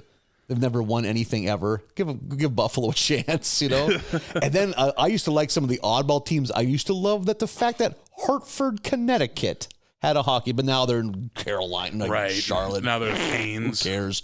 But yeah, and I used to like the Capitals. I used to just like their color scheme and shit. But I think they've won. That's always my thing too. If I don't have a real strong horse in the race, it's like who hasn't won lately? You want like a dirty dog. I want a new fan base to experience joy. Yeah. But I think Carolina has, or I mean, I think the Caps have won something recently. I can't root for Seattle because I'm a Johnny-come-lately then with their new franchise. Yeah. I do like their logo and their color scheme and their name a lot. But I think the Winnipeg Jets are going to end up being for me. Yep. I got to do some reading. Find good looking gear. They got good looking merch. I got to find out what the fuck icing is. Yeah. I don't icing know is shit. Is when you shoot the puck all the way back down. I think it has to, if I'm not mistaken, I think it has to cross both blue lines and the center line without anyone touching it or something like that. But I think icing goes out the window if it's a power play, though. Now you lost and you me. can just shoot it all the way down. Yeah, every power That's play. That's why I can't get into hockey. It's the same thing with soccer. It's just endless chaos. Yeah, but you can learn the rules. You know the rules of football. You can learn the rules of hockey. When there's rules, it's just turnover. Someone scored accidentally. I think with soccer, people just get tired and quit. You get a goal. I want to go home. Always seems like, I don't know, some bullshit clusterfuck happened right in front of the goalie and it slipped in. Yeah, there are people right now kicking their phone. They're so angry. Absolutely. We don't have any Canadian listeners, and this is the only time I've been thankful for that. So tell your Canadian friends to listen on episode 71. Meanwhile, our Irish listeners are like, fucking talk about The Simpsons. Yeah. You just said one underhanded thing about soccer. They're like, it's not soccer, it's football. It's football. To be fair, it is football. Yeah. The fact that we call our football when we barely touch it with our feet is bullshit. I'll give them that. Yeah, they're onto something there. That being said, soccer's boring and I don't like it at all. Oh, okay. So The Simpsons, it's a show we've watched before. The Frank is now kind of explaining how everything works, giving him a look at this time machine, and gives Bart and Lisa the chance to see their lives in the year 2013. The far-flung future. So they're teenagers. Yeah. Bart is a senior. Lisa's a sophomore who's going to graduate. Yeah. Is I think where we're at. It's 8 years into their future. And they're getting ready for the prom. Lisa's going to the prom with a weirdly ripped Milhouse. Jacked Milhouse. I am into buff Milhouse. I did not see that coming. Like, as soon as you see him, because he hasn't gotten very tall. He's still very short, but he's yoked as shit. Yep. And I know a lot of guys like that. Yep. I know a lot of real buff short guys. Yeah. And it's just like, oh, you couldn't go this way, so you went this way. They couldn't go tall, so they went wide. Yeah. You got to compensate somehow. And Bart is going with some kind of skater gal named Jenda. Which is that's not a real name. Jenda, not a real name. By the way, you know who voices Jenda? Oh, I'm not sure. Amy Poehler. Really? 2004 Amy Poehler. Interesting. Isn't that bonkers? Yeah. I thought the same thing when I found that out. I was like, she was a thing in 2004. Was she been on... Well, I knew her before that from Upright Citizens Brigade on Comedy Central. But okay. And all throughout the late 90s, she was a recurring character actress in Conan O'Brien sketches. Okay. There was this amazing long-running thing where she was Andy's sister from Wisconsin. Okay. And she had full mouth gear braces on with this Fatal Attraction crush on Conan. Oh, my God. See, like, I never watched late-night television or SNL, so I didn't know who Amy Poehler was until Parks and Rec happened. Interesting. I had really? no idea. Wow, okay. And then, like, I watched that show and liked it, and I was like, who's this lady? Oh, she's been at this for 20 years. See, for me, it was like, oh, good for her. She got SNL because I liked her so much and everything else. Okay. So that's where we're at with the kids. Oh, and Marge and Homer are split up because of another Homer being a dipshit thing. He bought an underwater house. He bought a C-Lab. He did. He bought C-Lab 2021. Yeah. As somebody who just last week lived through watching both Leviathan and Deep Star 6 over on Huntsville Home Video, where we're doing the horror movie podcasts. Underwater horror, man. I was like, man, I fucking can't escape underwater bases, apparently. One of those two I've seen fairly recently. I can't remember which is which, but neither of them are good, but neither of them are bad enough to hate. No, They're both just like, eh. They are what you think they are. Like Leviathan in particular is just wet alien. Yep. Like big time. That is alien. I think that's the one I've seen then. And Deep Star 6 I thought was a little better. Which one stars the actor who would go on to play RoboCop? That's Leviathan. That's okay. Peter Weller. Yep. Peter Weller. Okay, I've seen Leviathan recently then. Yeah. In case you were wondering at home. Yeah, in case you were really sweating it. Which deep space horror knockoff movie has Nathan watched most recently? Yeah. That's all I know. Leviathan has RoboCop and Deep Star 6 has Ferris Bueller's mom. Really? Good call. Yeah. I love the phenomena of movies that are very similar coming out at the same time. That's why we did that. It's like, couldn't you share the phone call, movie studios? No, we're both making this at the same time. Do? Like, I won't give away everything. Go listen at Huntsville Home Video. But yes, we discussed that a lot. So the phenomenon of Leviathan and Deep Star 6 coming out together is one of my favorite things because I love when movie theater or movie studios put out insanely similar movies at the same time. Mm-hmm. The two that come to mind right away are Armageddon and Deep Impact. Yeah. And I'm a Deep Impact stan. You're out of your mind. Armageddon. Michael Bay. Boiled garbage. No. It's a terrible movie. Armageddon's so good. Terrible movie. Dude, Bruce Willis. Deep Impact. Aerosmith. Yeah. You're kind of hell. You had me with Bruce Willis. You lost me with Aerosmith. Michael Clark Duncan. Owen Wilson. Steve Buscemi. Billy Bob Thornton. Liv Tyler, if that does anything for you. And you lost me for good with Michael Bay. Ben Affleck? Michael Bay films are fun. They're dumb fun. Yeah, I mean, emphasis on the dumb. Yeah, and the fun. They're dumb fun. But Deep Impact is a good boring? Yeah, movie. I agree. Good movie. I'm sorry. You're going to sit here and diss a Leah Tione joint in front of me? I don't know.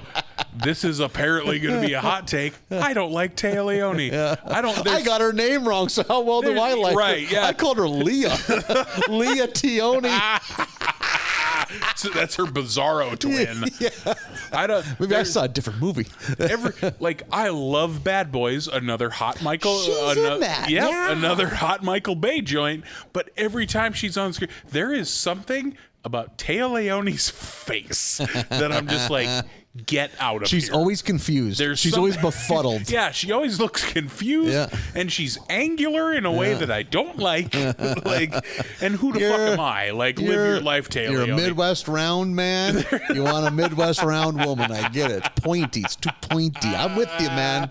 That's not it at all. I like pointy women. Yeah. Don't get it twisted. That's an Oak Ridge Boys song. Pointy women make beautiful lovers.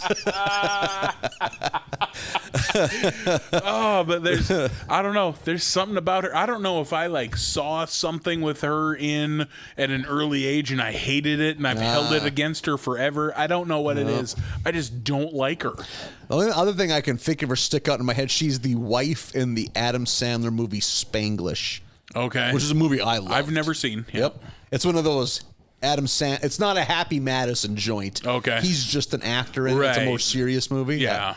On the subject, this is something you and I have had a discussion about tragically recently for two men that should be looking for life mates. The fucking bonkers idea that two period piece movies about magicians came out within 3 months of each other. Yep, The Illusionist and The Prestige. I've never seen The Illusionist, but The Prestige is great. I love that movie. How did they... the idea of one of those movies being profitable is a gambit. Yep. It's a tough sledding, man.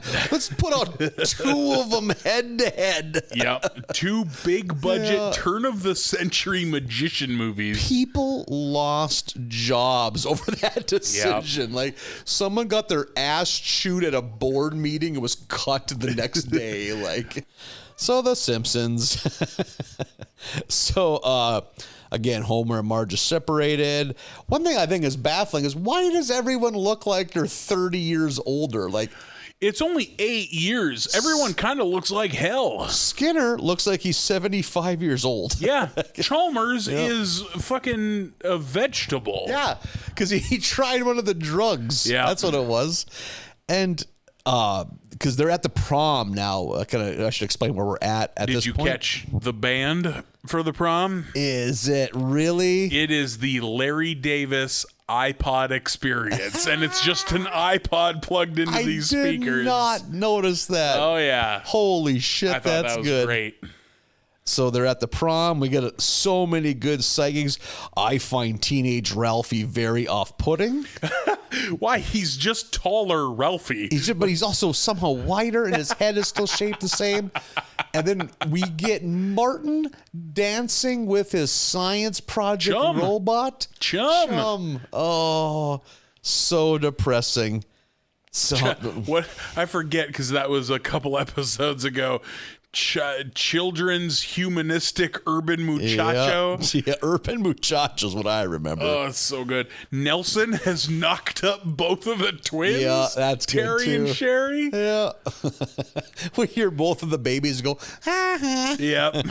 Fucking Kearney is the assistant principal now.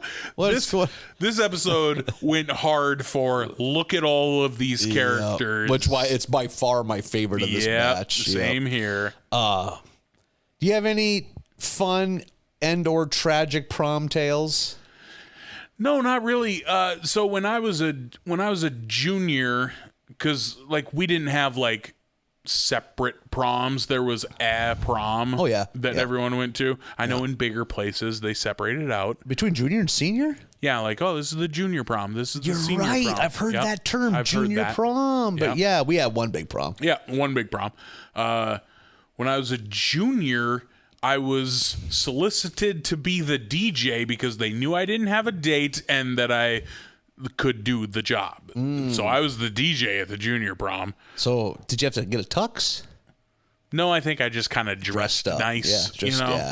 What you would have worn for confirmation. I remember dancing with my shop teacher to a Rod Stewart song. Ooh. That's literally the only thing I know about it. He was a big fella. Yeah. I was say, who led? We were a pair. A fun Rod Stewart song. Oh, I was thinking like one of the slow jams. Not a hand on the back Rod Stewart. Okay, I was going to say, so it's kind of assertion of dominance. No, I think it was that "Do You Want My Body?" You guess I'm sexy, whatever that song is. A teacher loses a job in a bigger city. That's how a boy lost something in a small town. No, that's literally all I remember of that night. And then senior prom went off without a hitch. I went with the girl I was dating from a neighboring town, and you did the walk and you did the dancing, and then you went and you hung out afterwards at the school. Was it school sanctioned fun? Oh, God, no. Oh, yeah. It was, the prom is over, you kids get on out of here. Oh, see, we had the after prom party because they didn't want us destroying someone's home. Oh, okay. Yep. I don't know what everyone else did. She and I drove the hour to Bismarck and had breakfast at Perkins and then drove home. Like, it was not a wild, there's not, like... There's no butt stuff on prom night. The other buddy of mine named Nathan was going to have a party at his trailer house that he was living in because he'd already quit school. Oh, fun! He burnt it down because he fell asleep smoking.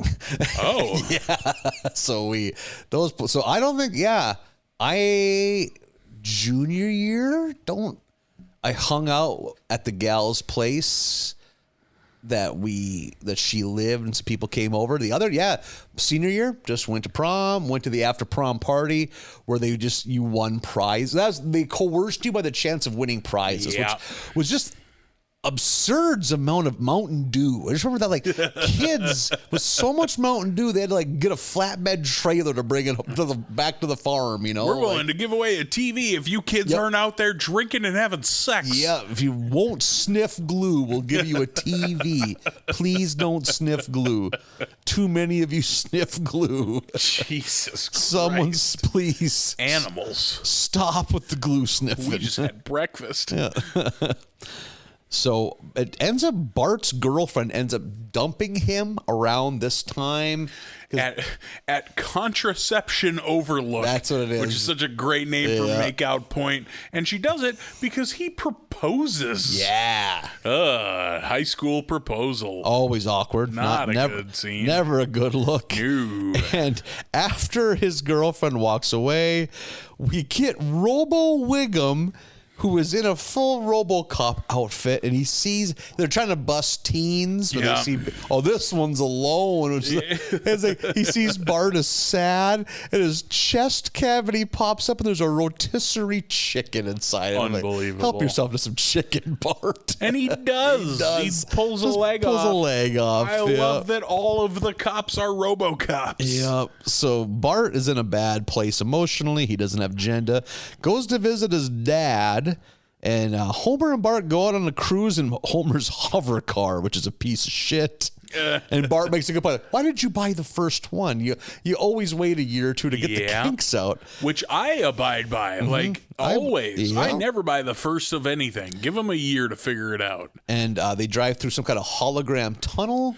And on the other side, they have Bender from Futurama in the car. John DiMaggio. Yeah. They're like, get this fucking thing out of here. That was fun. So we get Bart out of there pretty quick.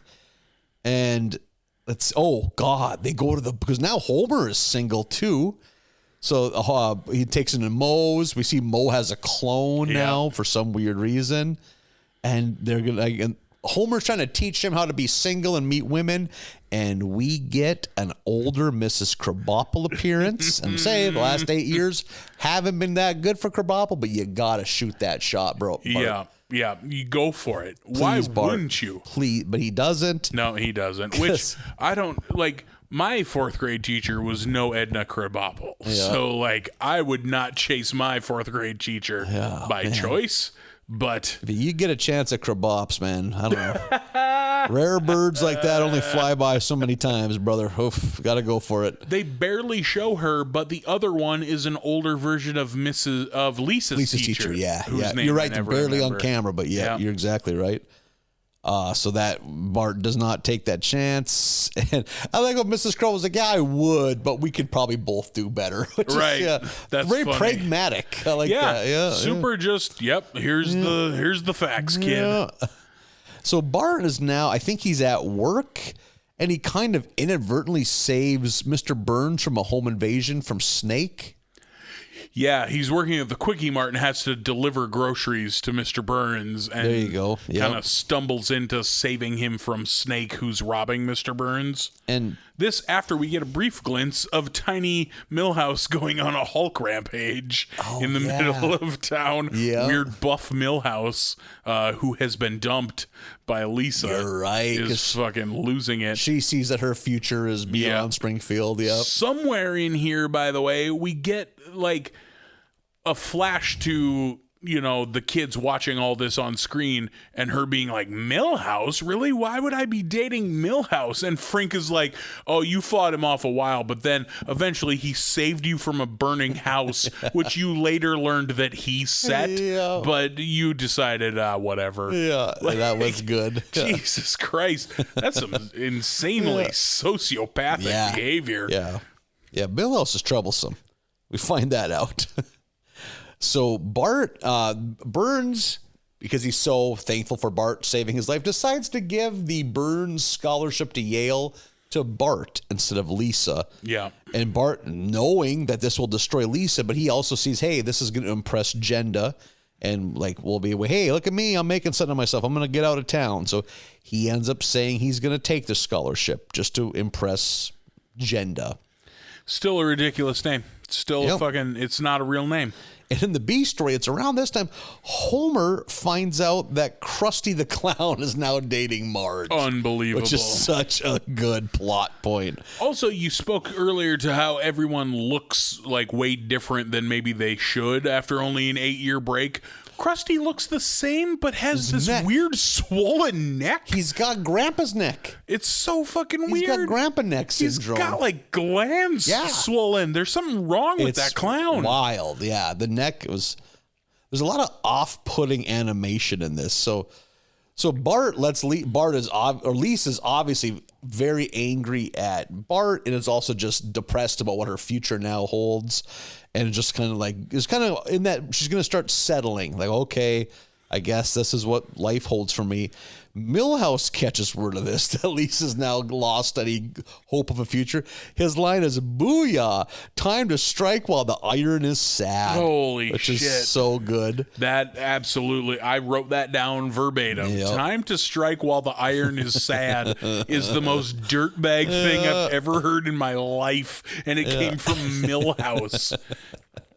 I also like when during the graduation ceremony, Principal Skinner is like, "Bart, now that you've graduated, I can finally say this." And he like really gets himself together for it. And his big burn on Bart is, "You really press my cider," which is such the least fucking hurtful thing you could say to a person. Gets a gasp out of the crowd. Everyone sells it like he told him to eat ass or something like that.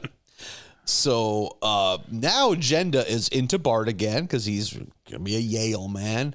And Bart and Jenda sneak into Frank's old house, ignoring the fact that Frank's skeleton is hanging from a noose from the rafters, which is such a great touch. Like the camera doesn't linger on it. No one mentions it. Perfect. They just walk into that basement where Frank has hung himself. And now Jenda is she is warm to Bart's form. She is into what he's selling.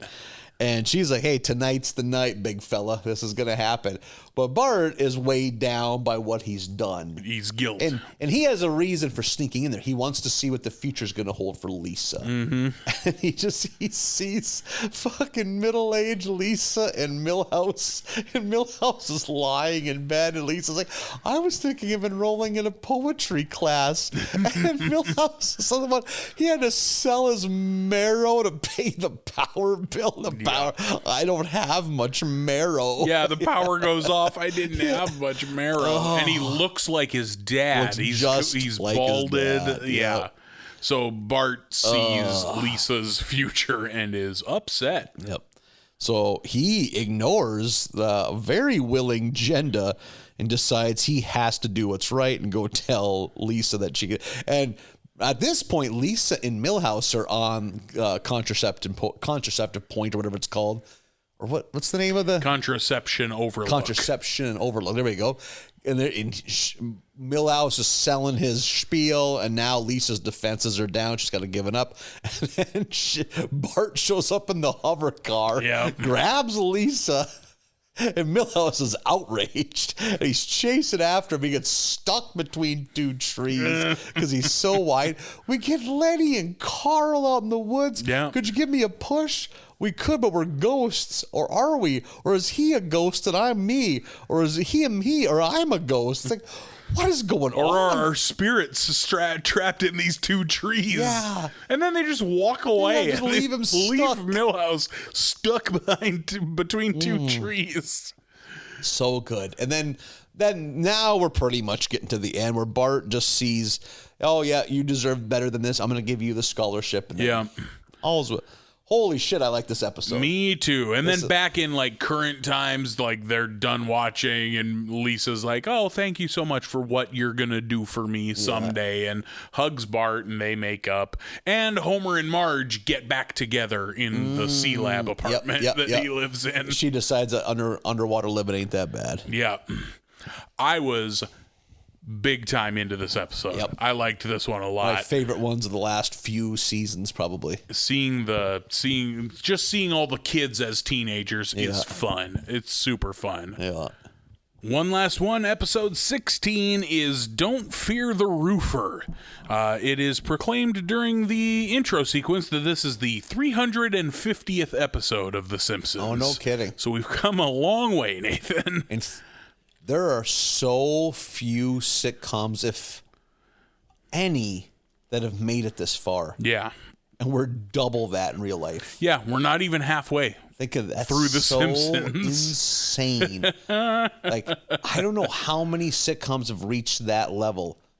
It's nuts. To 350 like 100 episodes is huge. To do 3.5 times that is insanity. I remember back when it happened, it was like a big deal when Raw passed 1,000. Yeah. Like they held like a special episode of Monday Night Raw. And they don't take a day off. There's no off season. Every Monday forever now. Yeah. I think Gunsmoke was the like last thing they had to pass for about 20 seasons. Yeah, for like a weekly show. And since then, Law and Order SVU is past Gunsmoke. Really? Yep. Okay. They're on like 22 or 23 now. Ice-T has been a cop on television for longer than he was a rapper who wrote Cop Killer. Yep, think of that. Yeah. That's insane. What a career arc. Yep, what a career arc. And then I think the original Law and Order, which is done now, that might have tied Gunsmoke too. It's also coming back. Like I just saw an ad OG for Law and Order's the coming return of OG Law and Order. Really? Yep. Yeah. So... Which is the one Christopher Maloney's on? I like him. Special Victims Unit. Is that SVU? Or is that Nope. Criminal Intent? Nope. Criminal Intent's the one that's not on the air anymore. Criminal Intent had the actor. He's very good. He was, have you seen, what's the Stanley Kubrick Vietnam movie? Full Metal Jacket. Mm-hmm. He's the chubby recruit at the beginning that kills the drill sergeant. Okay. That actor, I think I know who is you mean. the actor in Criminal Intent. Okay. He's like the genius detective guy. It's not the one with what's his name from Princess Bride and Dead Like Me. I want to say Manny Pacquiao, and that's not his name because that's a Manny boxer. Patinkin? There you go.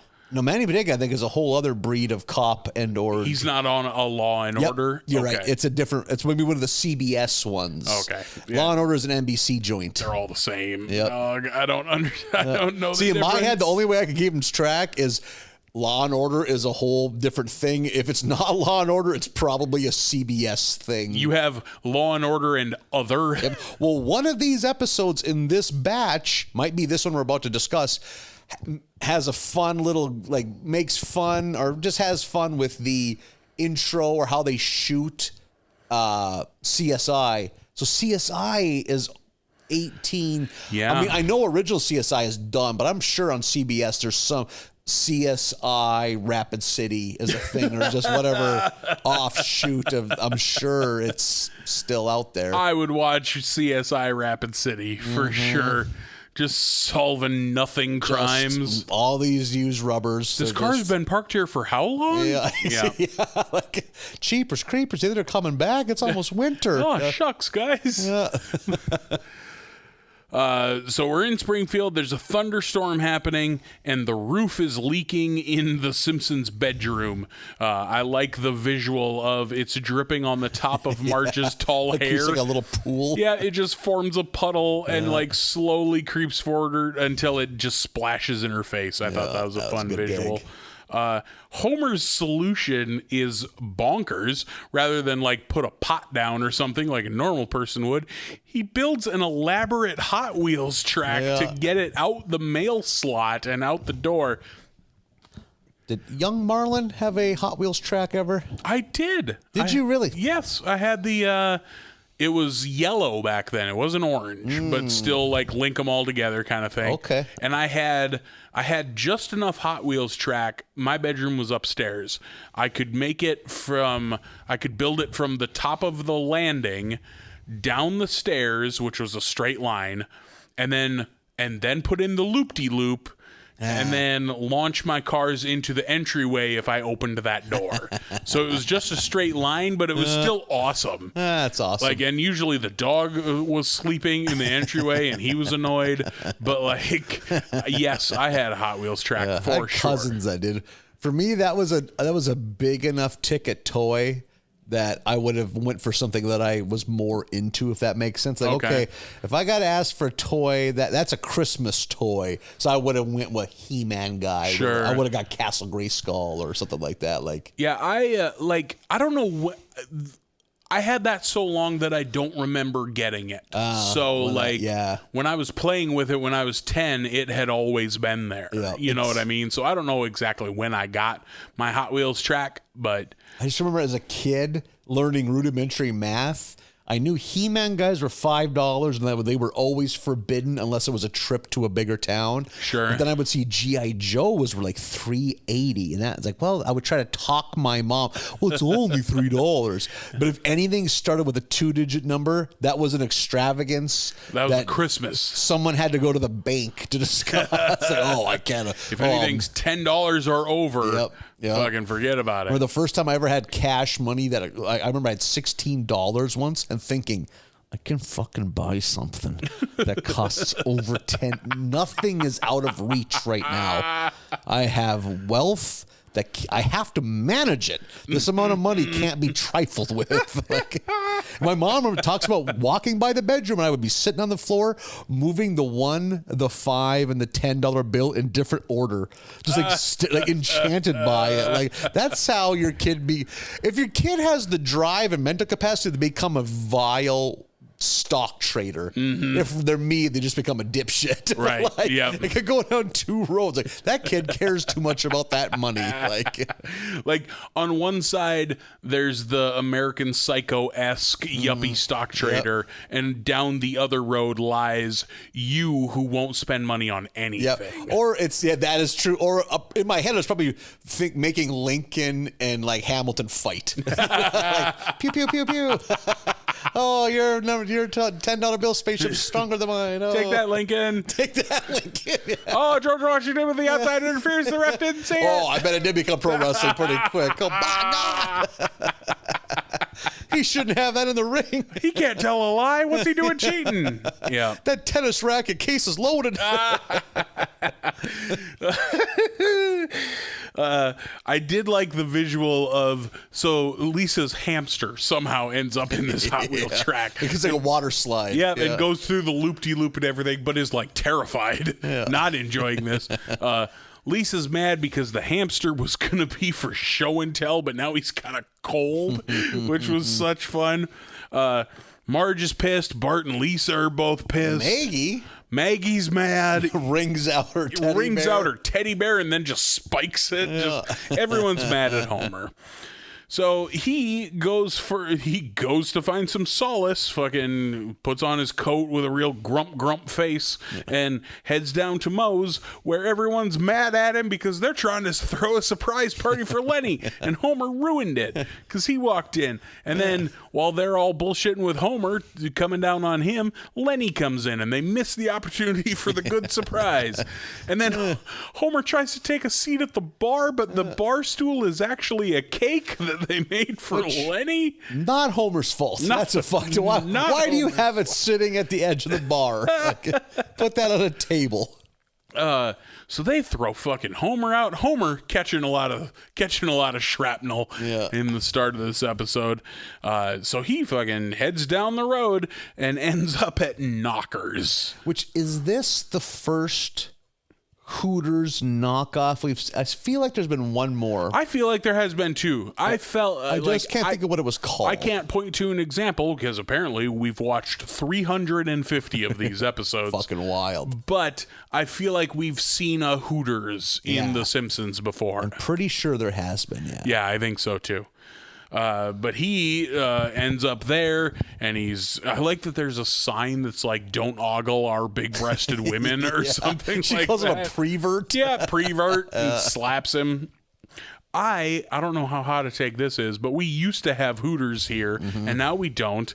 And I miss the food. The chicken wings at Hooters are fucking top shelf. Once every 4 months, I get a pang of food nostalgia for their chicken wings. They're great. And see, I don't even know if I'll go that straight. They're unique. Okay, sure. Hooters wing is different. Like their basic. Probably their buffalo sauce is different than it's a Hooters wing is unique from any other wing you'll get. Yeah. The one thing I remember about Hooters wings that always rub me the wrong way is, Johnny Pluck 'em out or whoever they're hiring to. I remember getting so many wings that had the stems of the feathers still. I always found that off-putting. Oh, really? It's okay. Come on, guys. Run these through the chicken chute one more time. I remember that being a common thing there. You have to pluck out the stems still. It's like... We used to go to Hooters every month because they would show the wrestling pay-per-views. And this was before the WWE Network, where you could just pay $10 a month and watch whatever you want. Pay $40 out of pocket or whatever an old pay-per-view was. Really? Yeah. Jesus. 70 for Mania. Yeah, like you're that's right, what their pricing structure was. In high school, one of the kids' parents would get it, and we'd all chip in. I was 16. I would give a $5 bill to an adult, but looking back, they needed it. They probably couldn't spring that, like. So we used to instead go to Hooters and spend more than $60 a piece and watch it at Hooters. And it was so much fun, especially during football season, because you would go there and you would see the influx of wrestling fans slowly start to outnumber the football fans who were there to watch Sunday Night Football, and they would eventually all leave because they were like, these fucking wrestling nerds, I can't fucking, they're not going to put the game on. Every TV has wrestling on it. Like, they would be so salty on their way out the door, and we would hammer down wings and hammer down power towers of cheap beer, and it was such a fucking blast. I miss those days.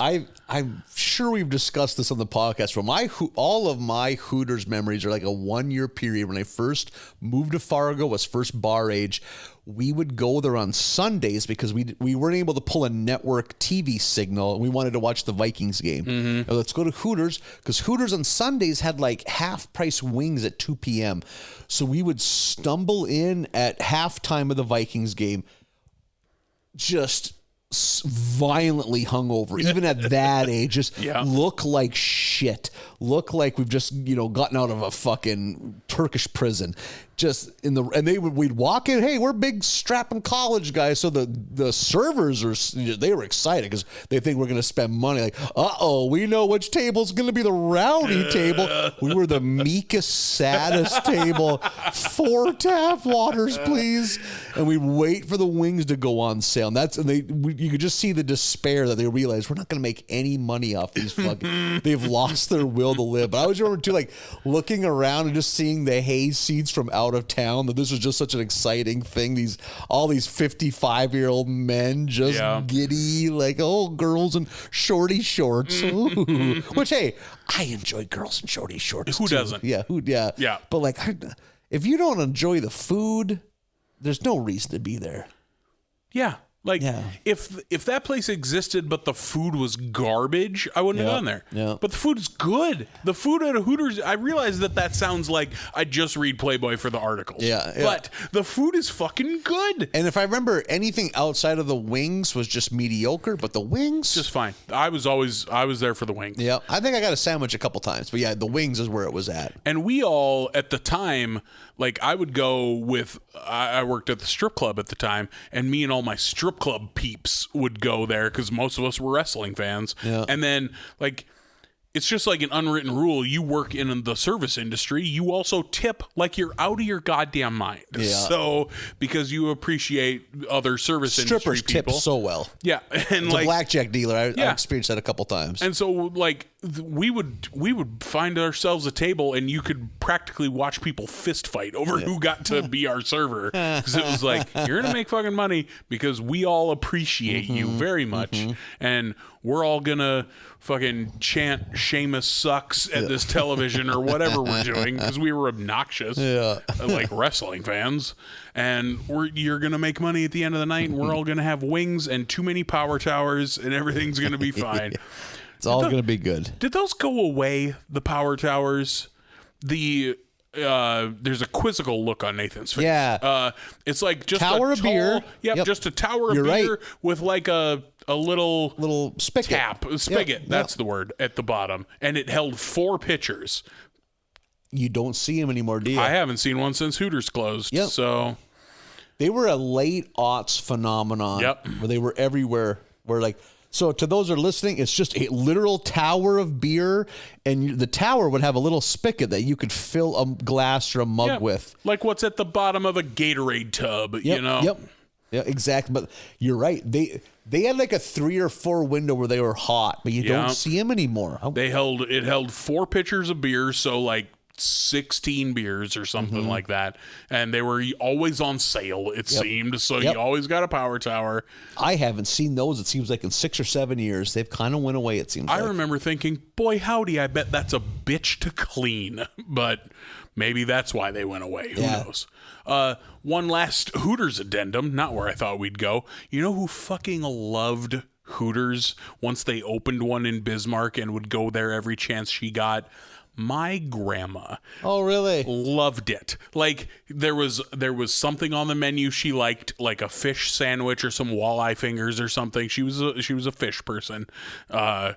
And like she loved the one at Hooters. Oh. So she and my grandpa would go to Hooters in Bismarck all the time, to the point where it became like, oh, we got to go to Hooters because Sarah, our waitress who's always there, had a big test at college this week. I gotta find out how that went. It was the most wholesome thing that I've ever seen in my life. She loved Hooters so much. That's sure, because like, okay, they're nice, they're repeat, and they're not going to awkwardly propose to me, right? Or whatever other unpleasant shit happens to them. Think of what a Hooters waitress deals with in any given day.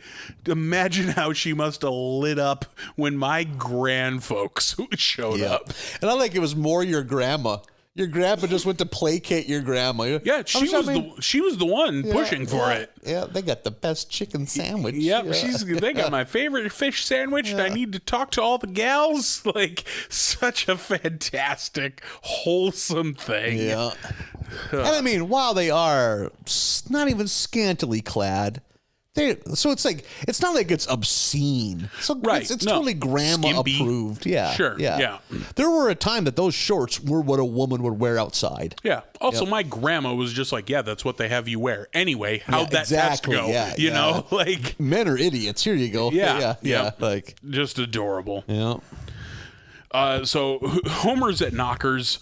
He meets Ray at the bar, who's a roofer. He does the thing I hate when any group orders an appetizer, just goes hard on those nachos. Eats way more than his half. Yeah. Like, I try not to keep score in life, but if you and I order an appetizer that we're going to split, I'm keeping score on how many nachos you've had. 6 of the 8 mozzie sticks. Yeah, I am. 5 of 3, it's like, well, it's, math is fuzzy. 5 of 3 is fine. 6 of 8 is too much. What are you doing? Yeah, I'm like, what are you doing, dog? That's 75%. Come on. That's not 50%. That's not. What are we doing here? No, I'm not going to say anything because I'm Midwestern and passive. But it's like, come on. Yep. 5 out of 8, I'll accept. 6 out of 8, you know. That 6th one, you fucking know that you are going over the line. You're going to step over that line to me? You're going to disrespect me? Also, with you and I am more prone to be the offender than you because I eat faster than you. Yeah, so, for a rotund man, I eat slow and I don't eat a lot in one sitting. You're very dainty for a big fella. Ooh. Yep, no. I nibble off all the fry around the mozzie stick. I undress you leave the cheese. Yeah. Ooh. When it comes to food, you have a bonnet and a doily. Like, Ooh, this is too much. So decadent. The family goes out to run errands while Ray's a roofer, by the way, if I didn't mention that. So Homer and Ray make a quick bond, and he's like, "I'll help you fix your roof, Homer." And the family goes to run errands while those guys are fixing the roof. There's a moment when they go to leave. She's like, "We need to take the dog to the VET, and we need to take Bart to go get." And I'm not going to spell out the whole thing, but she spells out circumcised. Yeah. Who gets circumcised at 10? You live in Cameroon? Are you out of your mind? Yeah, that doesn't happen in the U.S. The Simpsons are out running errands. They go to the senior home, and the seniors love the dog. And you know what? I bet seniors love a dog. Oh, boy, yeah. Like, oh, my God. I'm thinking of my own grandparents. Yeah. Love a dog. Bring them a dog. If you're a dog and you're down on yourself, go to a fucking retirement home. Yeah. God, I bet they eat you up with a spoon. Yeah. Even I, who am a cat person, would be pretty hot on a dog showing up. Oh, yeah, me. Not a pet person at all. You get me around a good dog, I'm jazzed to be around a good dog. The last apartment I lived in, I knew the names of every dog in that apartment building, didn't know a single one of the people's names. I just, kind of casual friend of mine, I just found out has a really good corgi. I was psyched to find that out. Corgis are great. They got that heart-shaped butt. Yeah, got the good little dog horsing around, but not too rambunctious. Not going to ruin a good dress, not going to ruin a coat. That's a problem. I don't like jumpy dogs. Yep, same here. And I don't like little yippy dogs. I like big dogs, but like a corgi's about as small as I'll go. And still chill. Still acceptable. Yeah. Yep. So the dog's getting all loved up on at the old folks' home. Meanwhile, back fixing the roof, fucking Ray and Homer have a goddamn nail gun fight. Yeah. And we were too poor to afford nail guns, but it seems dangerous. The one thing that they don't show on this is with a nail gun, you need to push it down for it to shoot. It's not just a trigger. That's the safety thing. Yeah. So like, this is a little bit of a fib, but who am I? This is the magic of Hollywood. This is a cartoon. This is a cartoon. From nearly 20 years ago. I'm also going to say, I don't know about you, but I got some very apprehensive vibes when I heard Ray Romano talking. It's like, oh, shit. Yeah, because it's, Mel by the Gibson. way. Oh, sure. This could be Mel Gibson Celebrity territory. appearance just for the sake of it. Yep. Yes, by the way, Ray is played by Ray Romano. Yep. Which we hadn't mentioned. Yep. They're fixing the roof, horsing around, and then Ray gets a fucking page on his beeper, and he looks at it and he goes, "Oh, I gotta go. My kid attempted something. Yeah, I hate that this always cuts off the message and drives away." Yeah. Holy shit. That was a good line. God damn. So Homer falls through the roof, and Marge is mad, like, oh, the hole's even bigger. What's the matter with you? Homer just keeps catching shrapnel this whole episode. We go back to the old folks' home where the dog has just become a senior. So good. He has glasses. He's all wrinkled, wearing a sweater. And I love the joke where Marge is like, "Oh, I can't believe this happened." And she turns around. Lisa's already in a rocking chair with a shawl. Yeah, all hunched over. Waiting for Pat Sajak. Yeah. I love the idea that like old folks' homes somehow have a contagion to them. So they leave the old folks' home.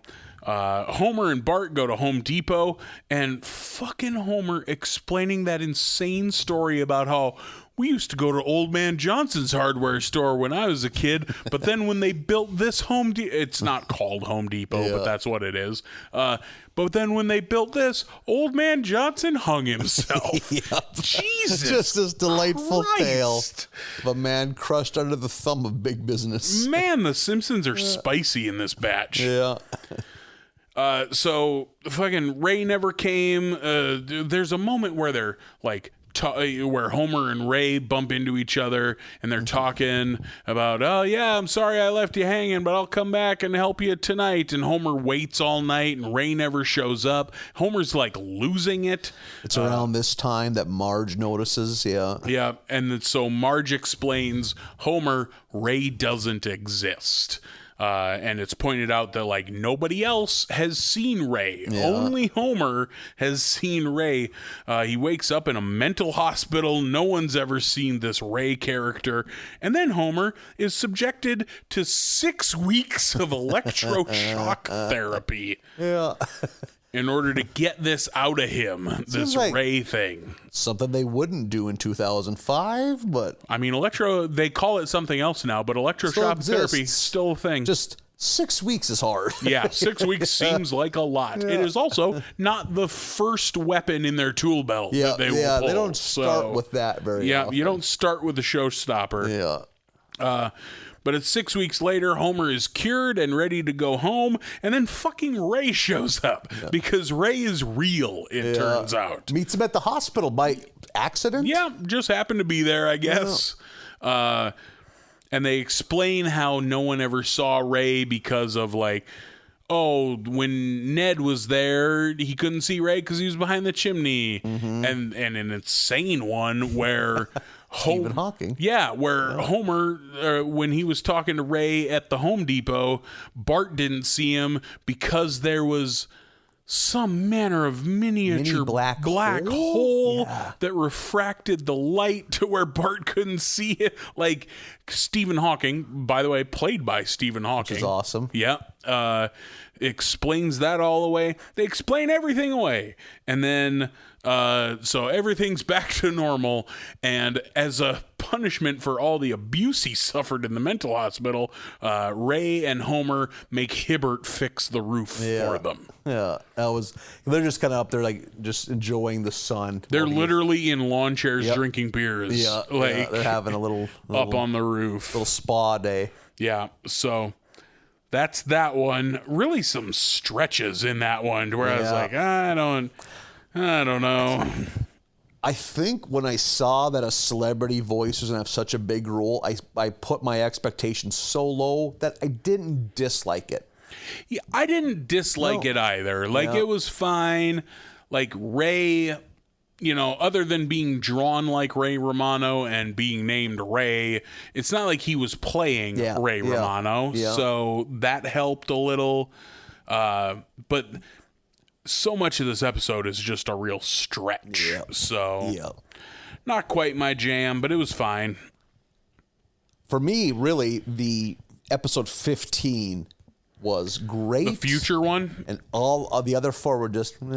Yeah, I'm in the same boat. I think that future one is great, and the rest are fine. Yeah. This is one of the weaker batches we've had in a few weeks now. Yep. I feel like we've been on a hot streak with the Simpsons. Couple months maybe for me, which is a testament to how consistent it's been. Yeah. It's still good. Yeah. Even though like according to all our friends it got bad 6 seasons ago. It's still good. It's still fine. Yep. It's certainly not as good as it was, but it's still good. I still get a couple good laughs almost every episode. Yeah, same here. So, still good. We're going to wrap up season 16. Comes to a nice little bow. Oh, man, I love when this happens, and it's not very often. We are going to do the rest of season 16, episodes 17 through 21 for next week. Why don't you listen with us? What do you think? Watch them or don't. Just listen. We don't care if you watch or maybe not. Maybe you've seen them already. Maybe you don't care to. Maybe you despise The Simpsons. Yeah. This is some way that you can like flagellate yourself by listening to us talk about it. Like maybe you're just here for us. Yeah, maybe you just like us. Couple of hunks. Hey, people like hunks. I like that. The Dakota Thickies. Is that what the term? Yeah. Dakota Thickies. A couple of nice Dakota Thickies. Yeah, that's us. Picture us in little jean shorts if that's what you need. Halter tops. Couple of nice gravy boys. Yeah. Holy, I would like to see me getting fitted for a halter top.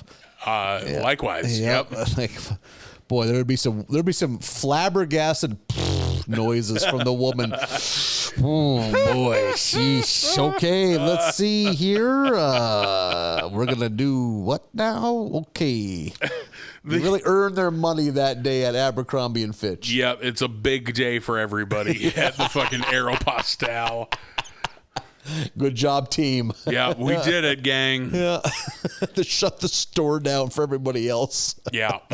We'll be back in 45 minutes.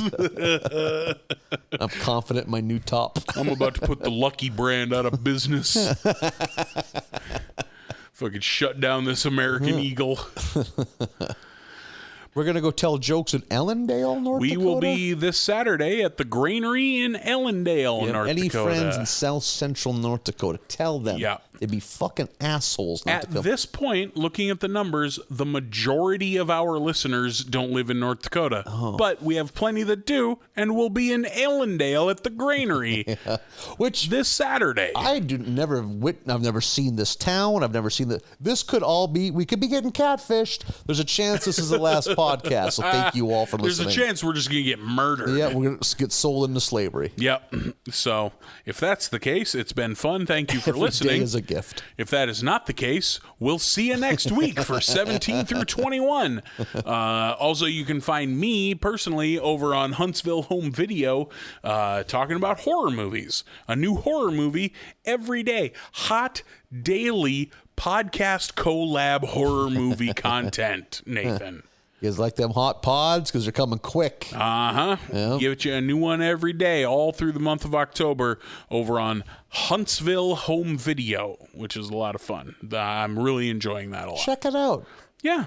Come on over. Like spooks? You like scary movies? Yeah. You want some spooky spook times? Yeah. It's a good time. 17 through 21 for next week. We will see you then. Bye, everybody.